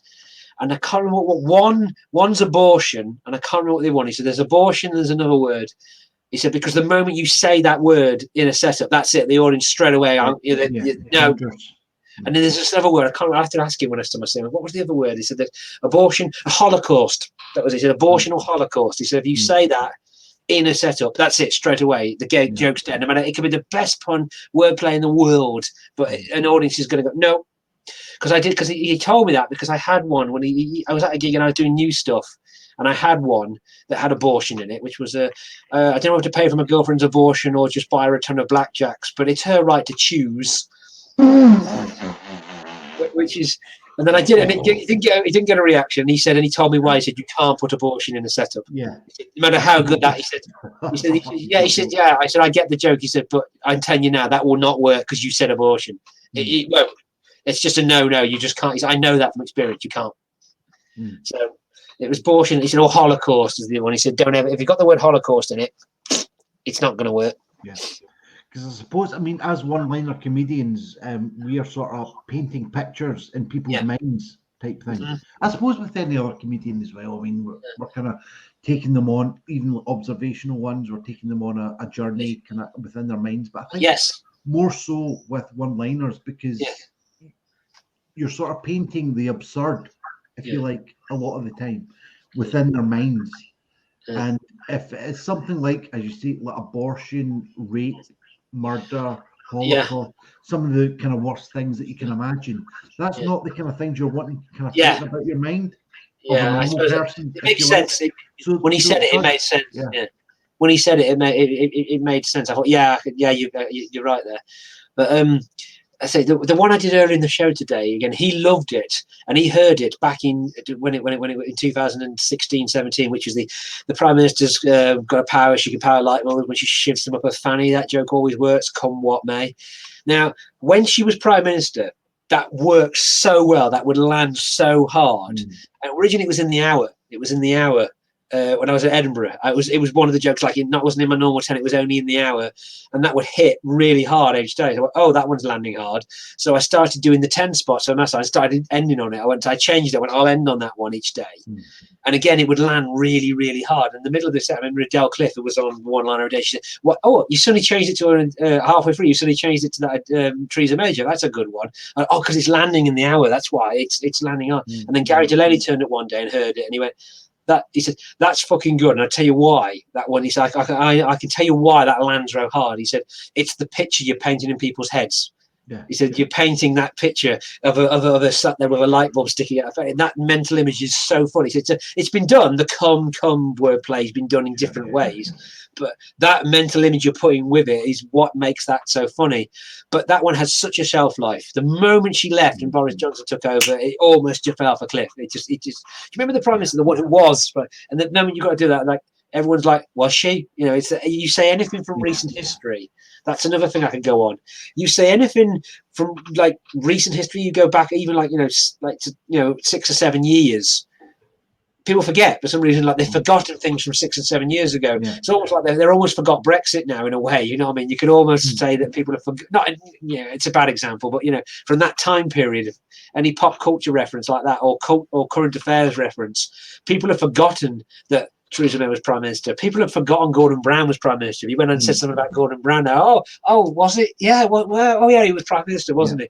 It's taken them too long to think as opposed to laugh. But when it's current and she was the Prime Minister, God, that would land hard. So when she left, I was pissed off, not because I liked her, I didn't, and just because it's like, oh, now she's gone. The joke's fucked now, because it worked for about 2 weeks. I got like 2 weeks after she left with Boris. It still sort of worked, and then it just fell off a cliff straight away. I was like, oh, I've forgotten about her now. Yeah. Oh, Boris is Prime Minister now, so everyone's forgotten. I haven't got a good Boris Johnson one. That was a good one. I had a good Theresa May one, but I didn't have a Boris Johnson. I still haven't got. Well, something about his Johnson. I don't know. I mean, they haven't got a good COVID joke. Oh. Well, have you seen fucking Darren Walsh's stuff? Yeah, that's good. I mean, that was fucking genius. Yeah. it's the kind of stuff that, I mean, the jokes themselves were, I wouldn't say run of the mill, but it's about the presentation. Yeah. It's about the way that he put it across. Yeah. They were good. It was a whole video. They were all like really, really. They were good puns involving. All of them were COVID puns. They were right. I mean, the only one I got was walk out with the Jim Carrey movie, The Mask, stuck on my face, and just went, I'm just popping up the shops. I don't want anything. Which got a few laughs on Facebook. That's the only one I've ever come up with for COVID. I'm sure I'd one about I don't know, Swedish currency. They wanted to go to Bitcoin, but ironically they stuck with Corona because it was less chance of viruses, something like that. I don't know. Shit. Yeah. But anyway, we have been talking for quite a while. We've been talking shit, and we've been talking, well, good shit, to be honest. I mean, I absolutely love this. Always love talking to you, man. You're just... Yeah, I'm just looking. When you see me do that, though, in the video, I'm looking at my clock. That's all I'm doing. I'm just going, what time is it? I'm not looking away. I know it comes across as me just suddenly doing that on the camera. That's what I'm doing, people. Look at the clock. Right, so let's kind of maybe wrap it up a wee bit. What would you say? Well, you've told us about kind of what first got you into comedy. What would you say is your best ever comedy gig? The one, maybe not your best one, but the most memorable one. Well, you can have memorable ones for different reasons sometimes, but we'll go into memorable bad, but memorable good. Like a memorable bad, I'll go into that. But memorable good was one I did, and it was for a bunch of local promoters in the Midlands. And this is very memorable, this one, because it was a charity night, and sometimes those can go so badly when it's, it was for a local charity. The whole audience was like there for a local charity, and we got to the gig. And it was on a Saturday night, and we were doing it for no money because it was a charity one.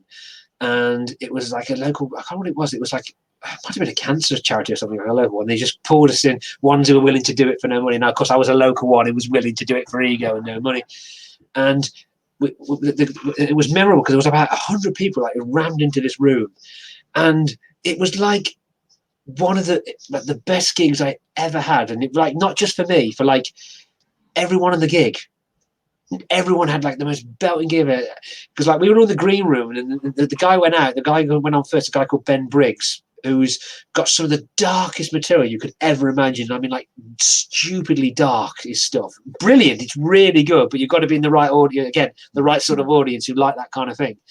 And we went, and the show went on. They put him on first, and he went out, and like it was like started at 8 o'clock at night, and he went out there, and he straight away, like at 8:05, the compere went on and had to do harder material, and straight away they were just roaring at everything. Like he just did a setup and a punchline, like like really, I was like, bloody hell, this lot are up for going, and it's a charity night, like. And he went out and 8:07 and was like, did a setup and a punchline, his opening gag, and it got a really big laugh. And he was like, right, so necrophilia. And then they all just pissed themselves laughing. Then he went into a rant of material about necrophilia, and it was getting belly laughs. I was like, fucking hell, this audience is a dream. And this is a charity one. This is supposed to be like, they're usually really hard. And then I went on later in the show, they put me like in the second section, closing the second section. And that's memorable because I can still remember to this day. I was absolutely like assassinated it. Like I had the best game. Everyone had a good game, but boy, did I like everything landed, nothing missed. I was like going up there, and every setup I was doing, I was like getting a roar of applause. And I remember I took a bow after one game. I should, and that's wrong. I'm more than one level, and I got like a standing ovation. Like, that is the funniest thing anyone's ever said. I was like taking a bow. Thank you. So that was memorable.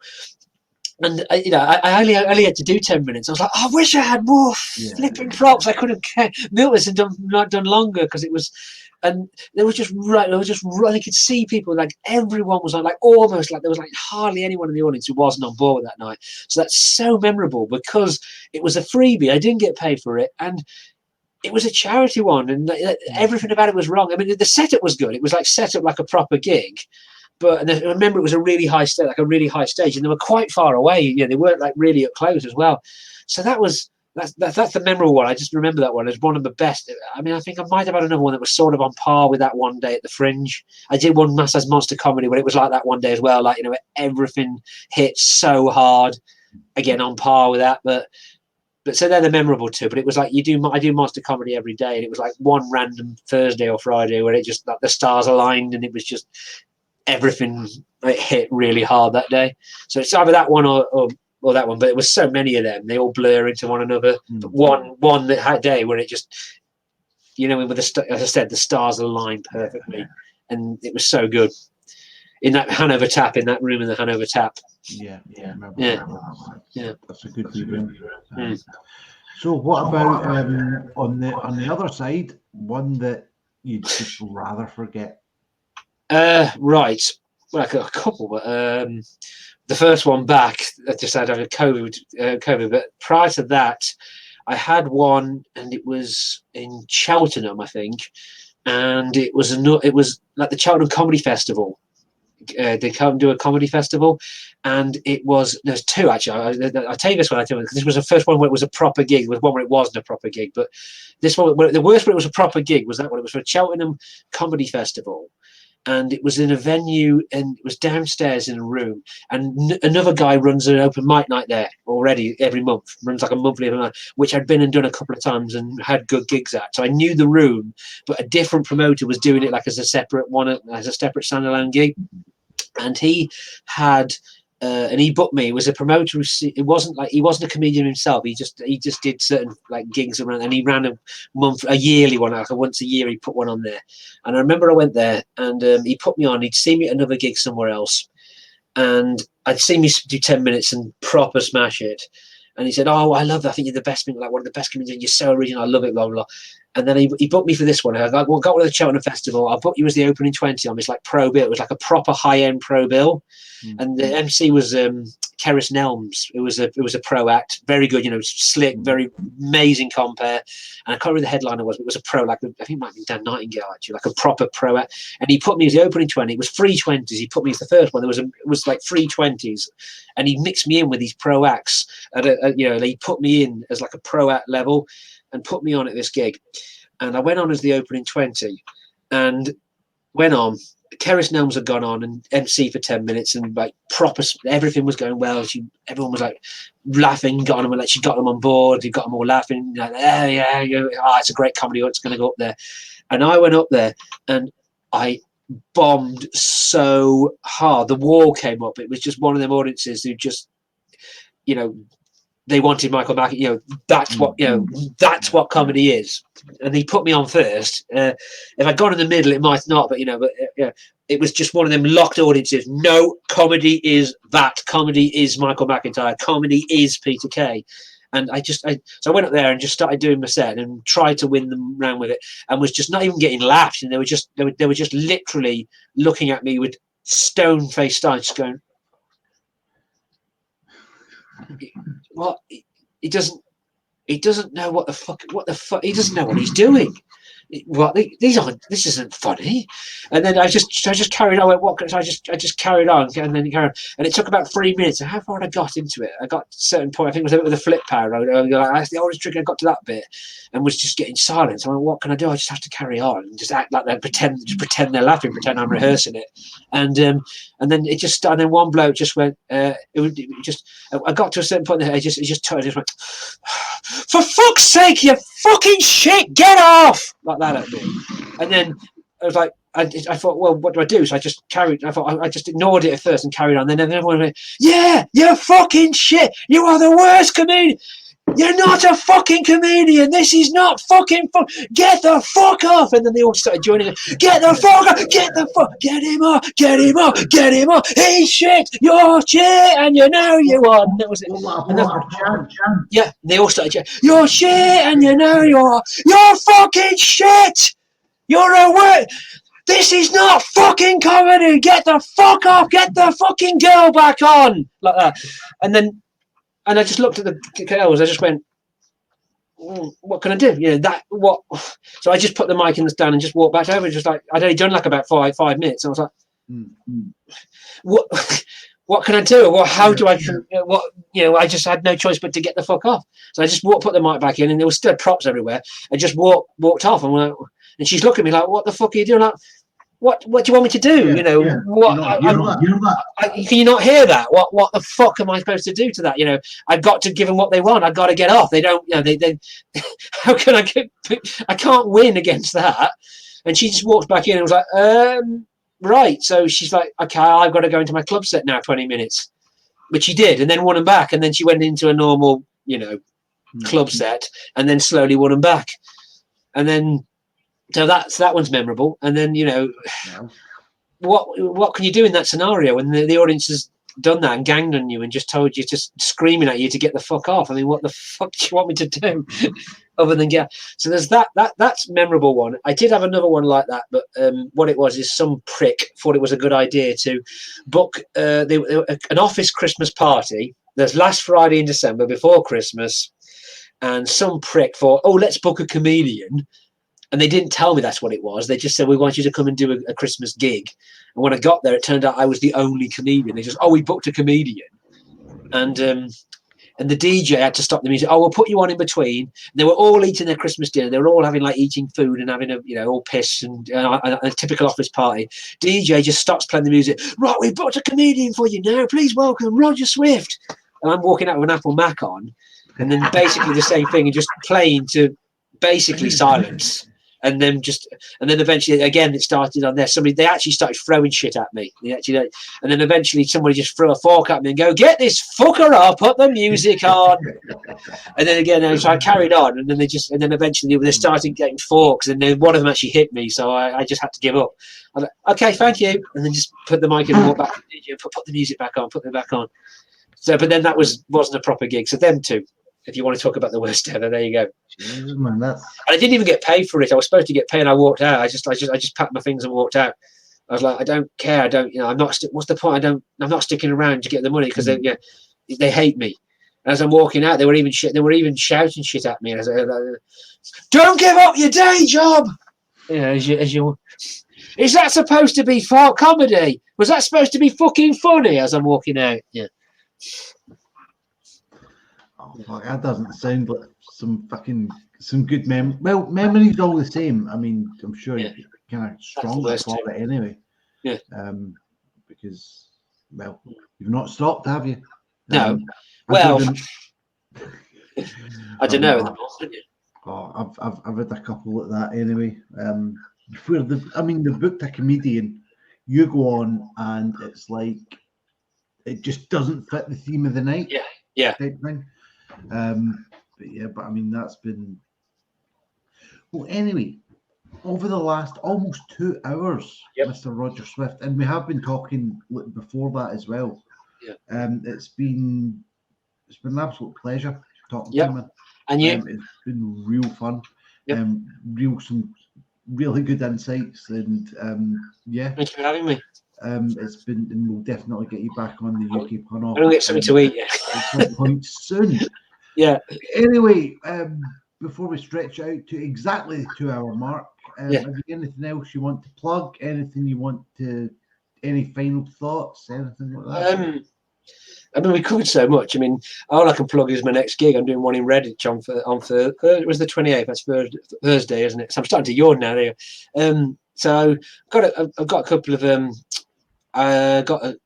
one in Redditch on Thursday, and a couple of others coming up. And I'm doing the Leicester Comedy Festival next year as well. I can plug that if you want to come watch my show, which is called Machine Pun Reloaded, and I think that's the 3rd of February at Bradders. So you can look that up in the Leicester Comedy Festival if anyone wants to come and see me. Whenever you're watching this, that'll be early next year. Lockdown pending. Nice one. Yeah. Well, all we've got to do is say thank you very much, Roger Swift, and we shall see you soon. It's all right. Thank you. Right now, just if you're up for it, just a little 2-minute thing. Yeah. Just a quick fire type thing. So I'll put up some things like this, and you just answer. Yeah. So. Yeah. You mean that? Okay. Yeah. Okay. So I'll take myself. Because the first thought that comes to me. Yeah.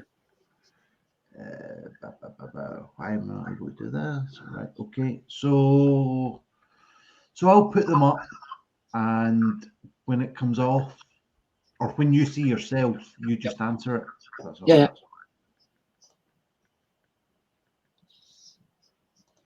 Home cooked meal.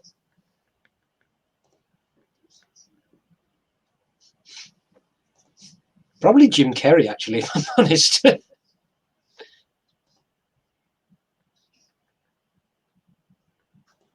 Definitely the bus, because I use that more than the train.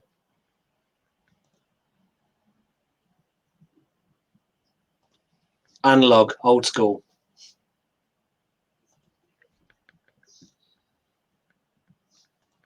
Manic Street Preachers, best band in the world ever.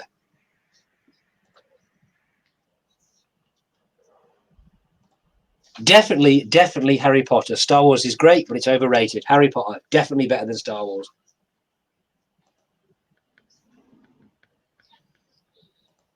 Not a fan of either, really, but dogs.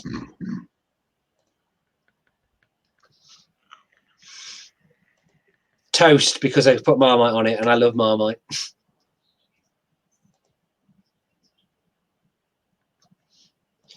Super villains, because they have more of a backstory and a bit more interesting childhoods.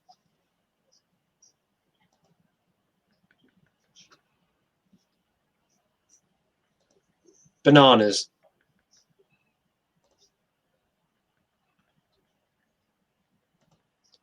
Rainy days, because I hate heat. I really hate the heat. So I would rather have a wet summer than a scorching hot one. Sorry to a lot of people. That's just my temperament.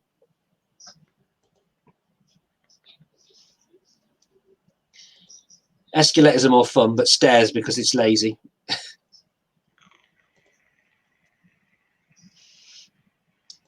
You know, I've never actually done it, so I'll have to experiment with that. I've never actually tried doing it, so I can't judge.